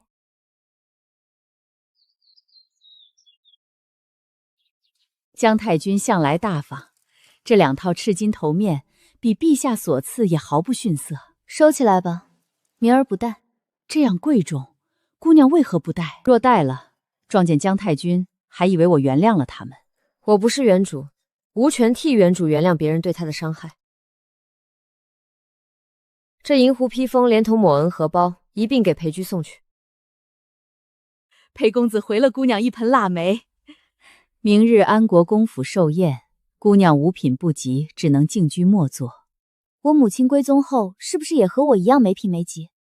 是，以她的骄傲，绝不肯在旧交诸告急中静陪默坐。明日必不会来。爹，您下回进宫，请陛下赐个隆恩，许您冬日坐车坐轿。我又不是老弱病残。太祖规矩，勋贵出门必骑马，不忘骑射，活该他吃血。这手串暖得很，你戴着正好。这就是亲家找回来的六姑娘，生得极像亲家公。快随你大姐姐往老太君屋里暖和，她太婆婆李太君等着见你呢。大姐姐嫁进安国公府做大奶奶，寿星正是她夫家的太婆婆李太君。恭祝老太君如月之恒，如日之升，如南山之寿。把你妹妹送到我跟前来。我几个孙媳妇里，属你姐姐最得我意，不想你比你姐姐更出色。杨太云道：瑶瑶她娘早起鼻塞声重，不好带病过来，盼你谅解。果然装病，她不肯屈居人下。多谢老太君厚赐。你几岁了？平日在家做什么？15岁，正在家同李尚宫学规矩。哎呦，原来是李尚宫教的，难怪言谈举止这么好，我竟不知怎么夸了。能吃是福，你三姐姐忙碌，等雪停了来我们家走一走，见见你姐姐。明儿过府拜访，老太君可别嫌我烦。三姐那1岁的二子，月底便会因风寒夭折，其实是重症肺炎，我该救一救。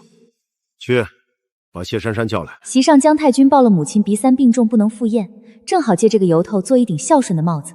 听说母亲病了，我去瞧瞧再回家，请父亲先走。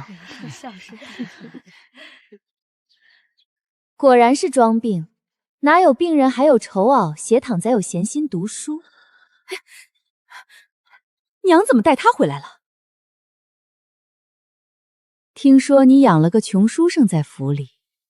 他是柳尚书亲传弟子，我爹念旧情留他读书，我可没出1粒米1碗水，什么叫我养？你4个姐姐都嫁公侯之家，唯独你亲近个耕读穷书生，还是病秧子，赶明儿一辈子做不得1品夫人。呸！裴居聪明绝顶，满腹经纶，怎会命运不济？哼，看还说不是你养的，我说2句你就急着辩解维护。那是母亲没见过裴公子的风姿，潘安宋玉在世，亦难得其万一。当真？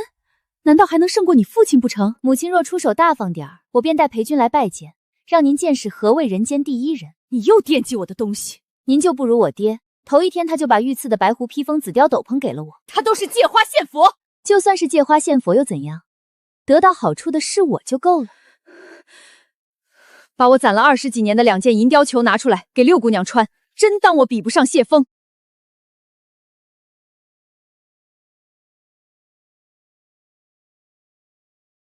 多谢母亲，果然比我近来得的所有球衣都贵重好看。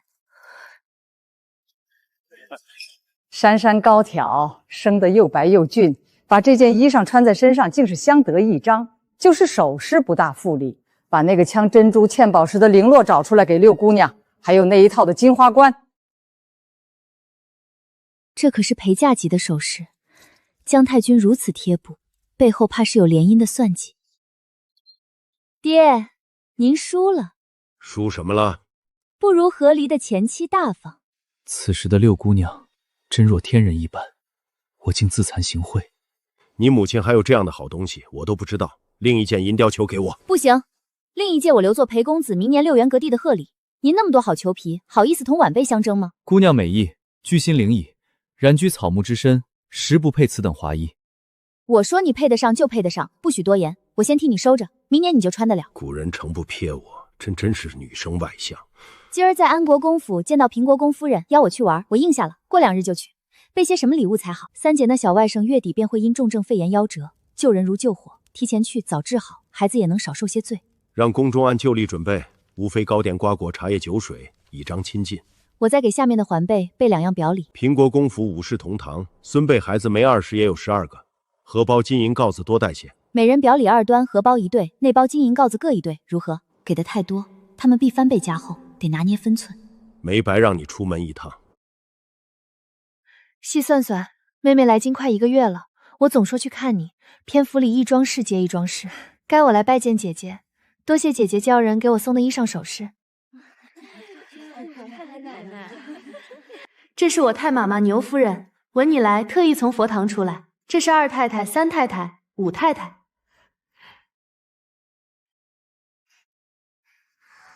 姨妈，末世收集的精品量少，可这里有新生命，有新希望。没来的小哥小姐儿也一人一个，待会儿一并送去。你也太疼他们了，哪能叫你这样破费？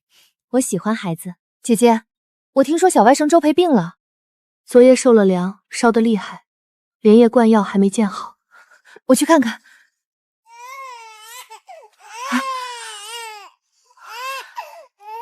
末世穿越，我一身能疗伤治病的异能，便是保命的本事。正好治着重症肺炎，运起异能，在他体内走一圈，病灶自消。怎么妹妹一抱她就不哭了？兴许是我身上暖和，让我抱一会儿，睡得安稳才好得快。想是姑娘身上有灵气，裴哥睡得竟这样安稳。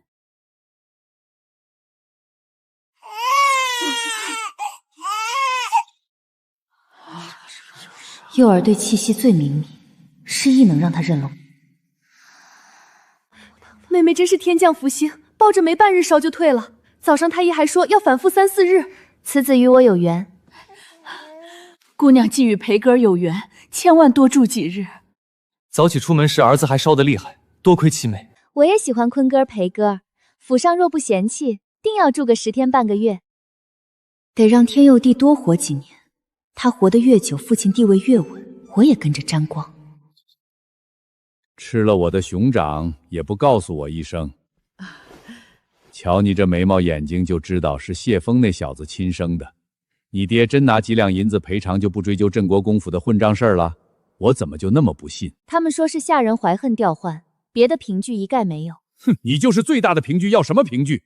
镇国公的子孙越活越不争气，竟想出窃取爵位的恶毒之计。珊姐儿好不容易来一趟，提这些不开心的干什么？快坐下吃饭。小丫头，你是不是练武？小丫头，你是不是练武？对。吃过饭，咱们爷俩练练。我练的是刀，大刀，杀人的刀，不对，是丧尸折刀。哈哈哈哈！你善用刀，像你太爷爷和你爷爷。我姓谢，和姓赵的没关系。走，让我瞧瞧你究竟练的什么武。他们都是战场上落了残疾的，家里没人的就在我府里干活，我这心啊还在军里。国公爷大义。好。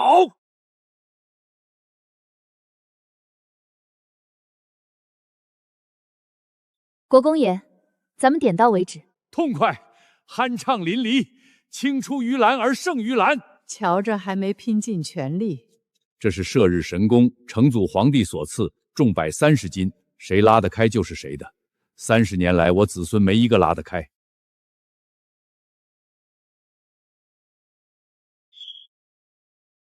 好剑法！国公爷，射日神功是我的了。宝物当有能者得之，当服1大百。你居然拉得开射日神功！自太祖至今只有3人拉开，我是第4个。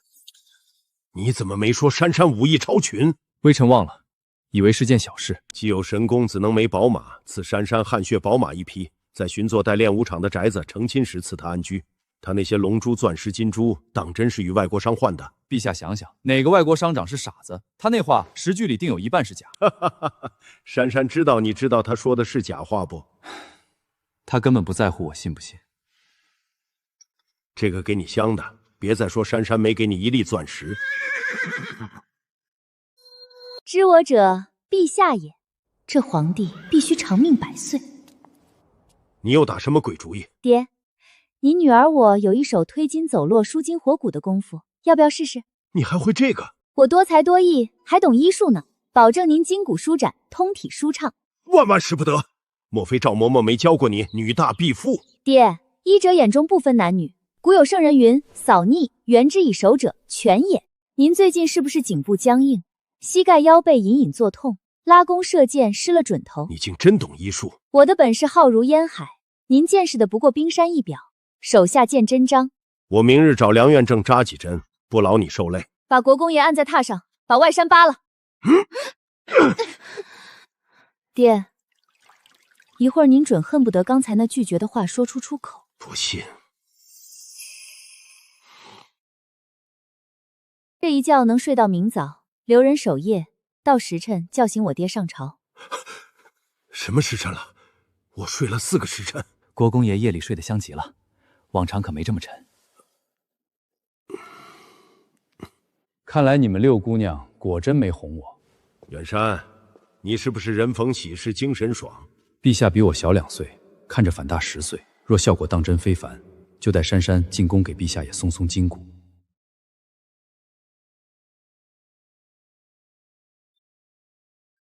好快的马，是好厉害的骑术！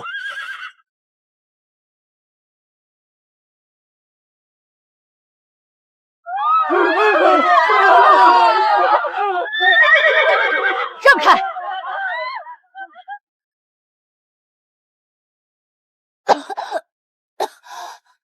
谢谢姑娘大恩大德，敢问贵人贵姓？小的回去禀告家主，必登门拜谢。我姓谢，家言宁国公谢峰，以后别给孩子吃红枣桂圆花生。这具身子唤谢珊珊，可我原是末世里滚爬出来的异能者。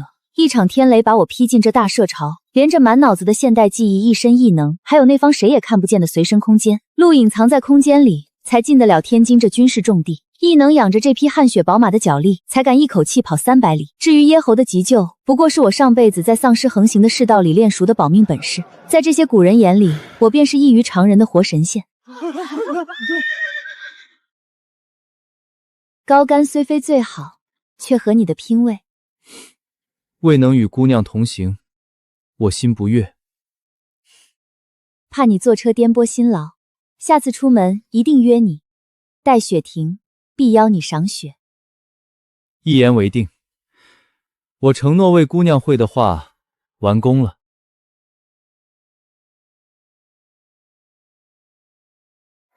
你裴居藏得够深，竟没说自己是丹青妙手。姑娘喜欢，我以后经常为姑娘作画，只为姑娘作画。真想把它变成挂件，时时刻刻揣在兜里。那我就拭目以待。刘姨奶奶求见国公爷。他来干什么？不见，叫他老实回后院。姨娘请回，国公爷说不见。我是为于哥来的，你没跟国公爷说吗？大爷诸事自有国公爷做主，姨奶奶莫要坏了府里规矩。我要见国公爷。季风已传了我的话，你还在这里做什么？国公爷，下个月是鱼儿的生日。鱼儿的名字是你能叫的，她的生日自有宫中料理，用得着你过问？谁许你穿大红的？又是谁许你戴珠宝玉石？竟敢给我惹祸！送刘姨娘回房，扣1年月钱，没收房中大红衣衫和珠宝玉石。谁给她做的衣裳、送的首饰，找出来，打一顿，撵出去。往后不许在府里当差。请。我去西院，叫人把饭菜送到西院。谁惹我爹生气了？直接叫人打发出去。刘姨娘入府10几年，我常说她老实本分。姨娘才离开，她倒轻狂起来，穿了一身大红，气煞我也。难道爹不知刘姨娘一直以为您会将她扶正？府里10个下人5个都这么想。她怎敢如此异想天开？妻是妻，妾是妾，我几时想过以妾为妻？要怪就怪您自己，您没有3妻4妾，何来今日之祸？我更是重男轻女制度下最大的受害者。不一样，爵位不是儿戏，必定传给我的亲儿子。难道女儿就不能袭爵？太祖在位时男女平等，有女官女侯，若还有女科，我非去当个武状元不可。别乱说话。父亲，我母亲说了什么惹您以如此处置？是不是谢珊珊在您面前说了我母亲的不是？莫非父亲不打算把我母亲反正？六姑娘这雪人倒堆得眼熟。眼熟就对了，我照着好看的样子堆的。没规矩的东西，谁是你母亲？你母亲才和立归宗，哪里还有你的母亲？就是为了哥哥，父亲也不能这样给姨娘没脸。行事不当就该受罚，不然如何治家？秋叶，送9姑娘回去，罚3年月钱年例，1年内不许出府。没狠狠打你一顿，已经是爹宽宏大量，你却还在这里问为什么？儿子未尽兄长之职，请父亲重重责罚。与你无关，好好会读书。父亲绝无扶正生母之意，我这嫡子的机会是彻底没了。小女有松筋活血之能，微臣试过，效验非凡，气力渐长，犹如脱胎换骨。你觉得有效验？又不用针，又不吃药，有太医内监在侧，叫他试试何妨？陛下辛劳过甚，微臣心里疼得很。何须等到雪停，现下就叫张玉去接珊珊。你壮年时期膝下无人主持中肥，也不是长久之事。钟敬侯之妹陆之薇端庄真淑与你门当户对，朕有意赐为良温。微臣谢陛下隆恩。过些日子钟敬侯府厨房设宴，你带珊珊去走一趟，也好他先见过这未来的继母。六姑娘，陛下吩咐我接姑娘进宫。我爹不是说等雪停了吗？这样的好事哪里等得？轿子已在门外候着了。你果然没撒谎，眉目口供跟你父亲年轻时毫无分别，就是更俊些。才43岁，倒像个63的小老头。幸好你不曾在你父亲跟前长大，否则学不来这许多本事。抚养臣女的嬷嬷把臣女当男儿教养，读书习武，上山入海，无所不能。陛下疲乏，先叫他给陛下推拿，瞧瞧效果。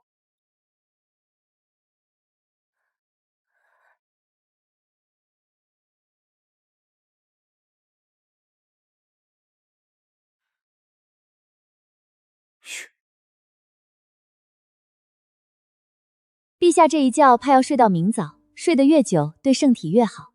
既如此，我先送姑娘回府。这是陛下早先叫预备的初次见面之礼。真是个大方皇帝，我治得一点都不亏。这2匹送针线房，给裴解元做冬衣，其余谢罗罗、四姐姐每人2匹绸2匹缎。姑娘也给大姑娘送些，不看僧面看佛面，大姑爷向来会做人。既送一回，就和其他姐姐一样，送4匹绸缎。她见了必然不快，她不快，我就快乐了。这东西好，招财进宝，只进不出。从没这样舒坦过。谢峰果然忠心，开我司库选奇珍异宝赐给珊珊，命谢峰好生养待此女。再拿1000两出来，采买物资，送往京城内外各处慈幼局、育婴堂，以尽我心。早听闺阁密有书信谈及姑娘，今日一见，果然名不虚传。姑姑叫我名字就好，我名叫珊珊，陛下都这么喊。初见仓促，此乃太后生前所赐，全为初见之礼。金陵解元裴居在我府借住，是柳尚书亲传弟子，2位姐夫不妨去与他论文章。瞧你未来这5个女儿，水灵聪明，你进门后只管先生个儿子。谢六姑娘，听闻您竟拉开了平国公的射日神功。我确实拉开了射日神功，平国公他老人家就直接送了于我。那可是射日神功。谢峰女儿这个身份，当真是人人合买，个个可亲。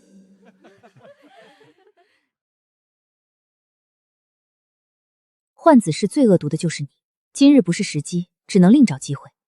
陆之薇将做我继母，别的忙我帮得上，唯生子帮不了，只盼亲爹争气，早与他给宁国公府生个继承人，一劳永逸，减少争斗。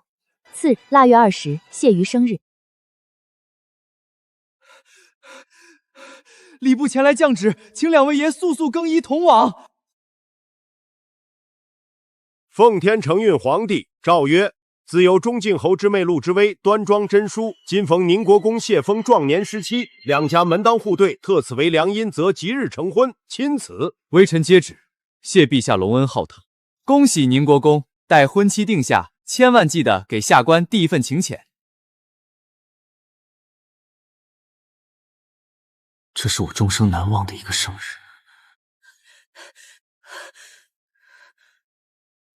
于姐姐而言是举手之劳，于姨娘来说却是救命之恩。举手之劳不必言谢，府里有旧例，禀明管家也会为刘姨娘请医问药。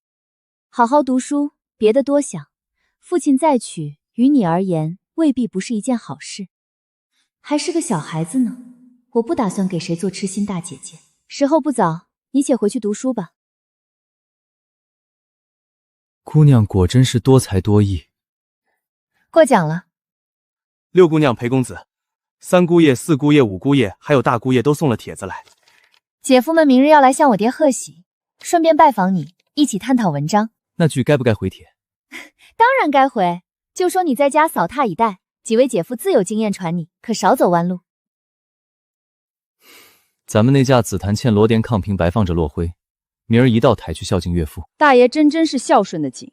岳父再娶名门淑女，岂不正合你意？你又何必耿耿于怀？赵琴小姐叫我来说一声，这门亲事原是小姐和离前便亲自为国公爷做的媒，如今陛下赐婚成全，正遂了小姐的心意。小姐叫大姑奶奶别有想法，大婚那日只管前去道贺。当真，我就知道娘定是为了我们。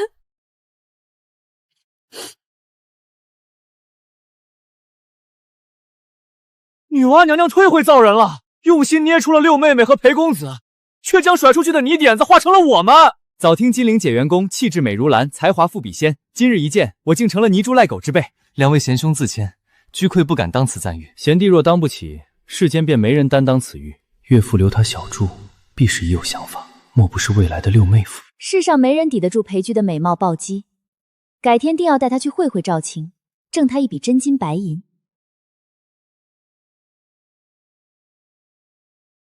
等我出嫁，定问谢峰要差不多的东西当嫁妆。都是好东西，你们有心了，坐下说话。把谢瑜、谢航叫来，也叫七姑娘过来陪陪她姐姐们。这小子才是会咬人的狗不叫。恒儿，近日可读了什么好文章？儿子愚钝，读得不精，说不出个所以然。庄，谢瑜没出事时，你为他马首是瞻，只求平分家产，暗地里比谁都用功。云姨娘教你藏拙，还买凶害了谢瑜，这才是会咬人的狗不叫。爹和裴公子姐夫们聊文章，我带姐姐妹妹去我屋里吃茶，晌午再叫我们。你们吃你们的，厨房自会大宴招待，不必循规蹈矩。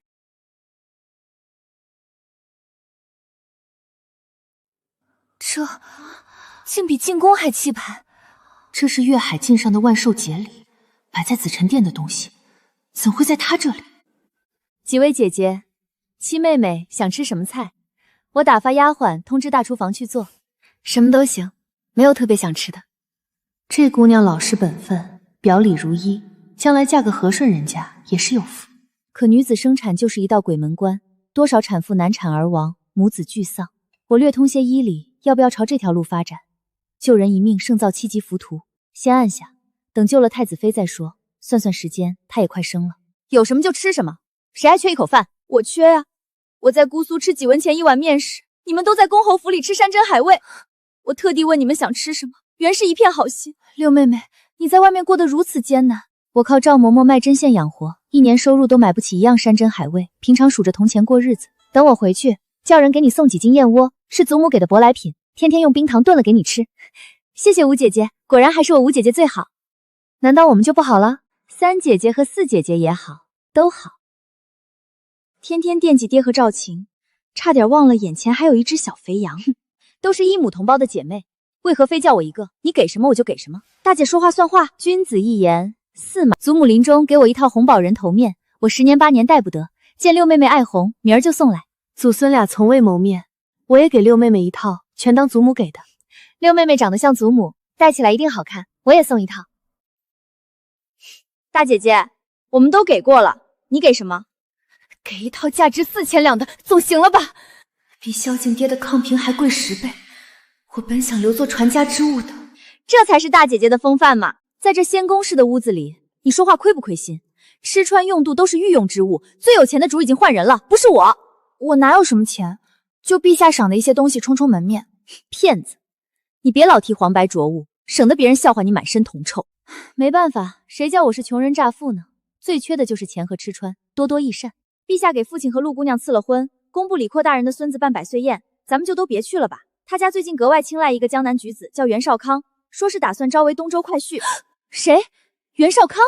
又是个才华出众、人争抢的江南举兄，李家这般人家都想招他，可见是个不好惹的角色。我得记下这个名字。以后李家王夫人见到像咱们继母，还得行。你接受继母倒是接受得快。这桩婚事是母亲促成的，母亲才是父亲和陆姑娘的大媒。她是为了我们姊妹，不想让父亲扶正刘姨娘压我们一头。劝母亲的心，对我可没有。你在哪里碰见这么俊的公子？那模样把我生平所见的伪男子都比下去了。在昆山县偶遇的，我本没打算回来认亲，弓箭、腰刀、匕首都买好了，想仗剑走江湖。结果他进京赶考，我怕遇土匪劫道，就借他奉旨会试的光，一路同行了。你说你怕土匪劫道，是土匪怕你劫道吧？我看他自己却像个女土匪。你今年15，几年后才出阁，手里有钱别花在衣服头面上，打发人到江南、姑苏、松江土地最肥沃，买2、3个田庄。三姐说的没错，咱们不能在京城买田宅商铺，买京城外面的，租金年年能到手，比头面衣服强，后者又不能生钱。别忘了办官契时写上永为庄林，不得变卖，得爹派人办理。若契上没有爹的签字，六妹妹自己买的不作数。买地得回府销了户籍，请爹兄签字作保，这笔账我得好好算算。买地有数量限制吗？我的户籍回了府，契上得有父兄签字才成。没有明文限制产数量，只限免税田。秀才50亩，举人200，进士800。勋贵李国公免税1万亩，往下递减。亲王免税2万亩，公主郡主也各有额度，别人一概不免。父亲常说陛下爱民如子，定租只许交税后收30%，遇灾还得免租，妹妹要切记。地税30取1，不含人丁银，皆是陛下圣明。陛下的确是圣明天子，万岁万岁万万岁！怪不得都说你像父亲，奉承的话随口就来，偏偏陛下就吃这套。先在江南买田宅，水路畅达好打理，地租1半折银，1半收粮，以备不时之需。民以食为天，囤够3年口粮才是上策。六妹妹，你可千万别去做生意，也别叫下人经商。朝廷严禁官员家眷与民争利，自己开个胭脂铺子也不行，万万不能。赚再多的钱，绫罗珠宝都不能带，反连累全家。不过妹妹也别真瞧不起商贾，士农工商都是良民。妹妹记下了，多谢姐姐们教导。买地首选松江，那是裴矩的家乡，有他家人看着，不怕欺上瞒下。陛下赏的，亲爹给的，嫡母照情补的，扣掉捐出去的1000两，黄金1564两，白银3832两，进京才2个多月的成绩，不错。江南上等田10两1亩，这点钱得找个松江的地头蛇帮衬才行。裴公子，我打算在松江置地，你是松江头一位解元工，面子最大，可得帮我。先前为我治病，家里几乎卖光田地，中解元后又买回一些。家父家兄对土地极有执念，最了解各地田庄情形。姑娘若想买，我手书一封，叫派去江南的人捎给他们，并会用心相助。那就有劳裴公子了，让我想想派谁去。那个酗酒赌博却不耽误正事的李父，好久没见到人了，去哪儿了？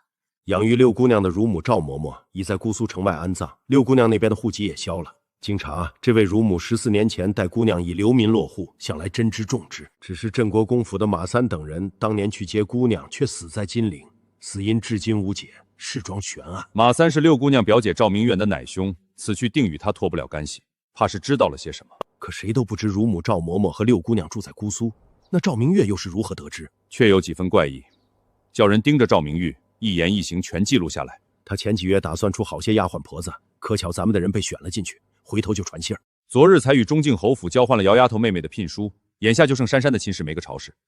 你替我细查的那裴家究竟如何？裴家5代清白，人丁兴旺，老族长逾80仍健在，族中高寿者众。那怎么裴密身子这么弱？裴公子是早产，裴老太爷那年已50，裴老太太47。他们二老如今可还健朗？健朗得很，耳不聋眼不花。裴老太太还带着儿媳孙媳每日纺纱织布。裴母47尚能生，我与陆之威成亲后未必不愁子嗣。裴老太爷公道明理，裴老人温和良善，3个哥哥兄友弟恭，妯娌婆媳亲如母女，从没红过脸，除了家里贫些，别的无可挑剔。爹，转过年我打算在江南买2个田庄，看派谁去比较好。哟，李乃伯真是许久没见了。谢姑娘惦记，刚替国公爷办事回来。可见李乃伯办事老道，我买田庄的事就劳烦您操持了。你有多少钱？对，还有184两金。你倒是会搂钱。凭本事赚的，羡慕不来。出了正月再叫李父出门，在松江府置地如何？知我者，亲爹也。你真认定了裴局？论根基门第，他远不如你几个姐夫，外人少不得说3道4。我以为我表现得很明显了。焕颜易供，富贵难同。裴姬心机深沉，你就不怕他平步青云后翻脸不认人？我需要怕吗？我谢耀仁有钱有势，上有陛下千秋万代，下有亲爹权势滔天，谁敢与我翻脸？您都说他是聪明人了，聪明人自会时夺势，不会自找苦吃。我哪里权势滔天了？你倒是给我冠名。随口一说，这句不重要。李乃伯，把裴家的事好好与我说一说。裴公子孝顺父母师长兄嫂，友爱侄辈，脾气公澈和顺，精神好时还会到族学指点子侄学业。这不很好吗？根基门第算什么？品德才是第一位。嫁人就要嫁原本就很好的家庭，原本就很好的男人。没想到你小小年纪想得这么通透，我真该谢赵嬷嬷把你教养得如此出色。品德败坏，根基门第再好有什么用？枕边杀人才是最防不胜防。不算根基门第，裴家各方面都让我满意。可那又怎样？人家没说愿不愿娶你，咱们家没有女方上赶着结亲的规矩。说的好像几位姐夫不是您先相中的似的。也没见你打听，怎么什么都知道？我知道的事情可多了，只要付钱，我提供绝密信息，买吗？滚滚滚！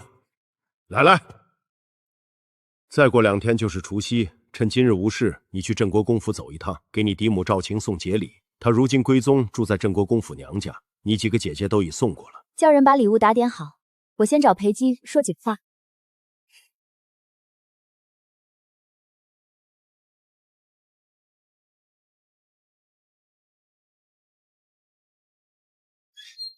姑娘怎么不进来？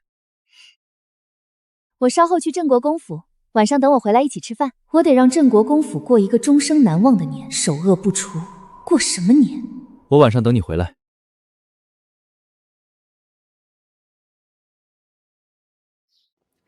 李管家，裴公子，我去苏州办事，偶遇部商陈林，他替令尊令郎捎了信件包裹来京，特意请我。多谢李管家跑这一趟。家甚家祠一切安好？都挺好。回来时，裴公正拿着拐杖敲您那圆头圆脑的侄孙裴松。是国公爷查到咱们家的情况了，咱家不过寻常农户，比不得宁国公府。是好事儿，不去查访才让我担心，如今则意味着我入了谢峰的眼。把谢姑娘的新衣新披风拿出来，晚上吃饭穿。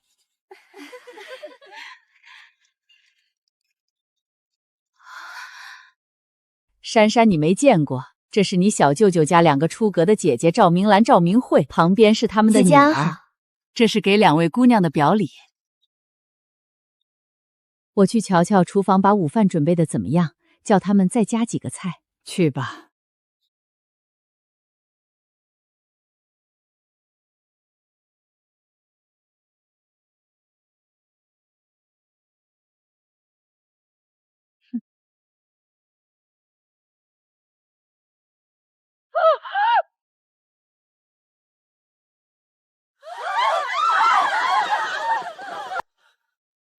没气儿了。妹妹什么时候办及羲之礼？我爹如今忙着大婚，年下又忙，恐怕得等年后了，或者等继母进门后再举办也未可知。老太太，太太没了！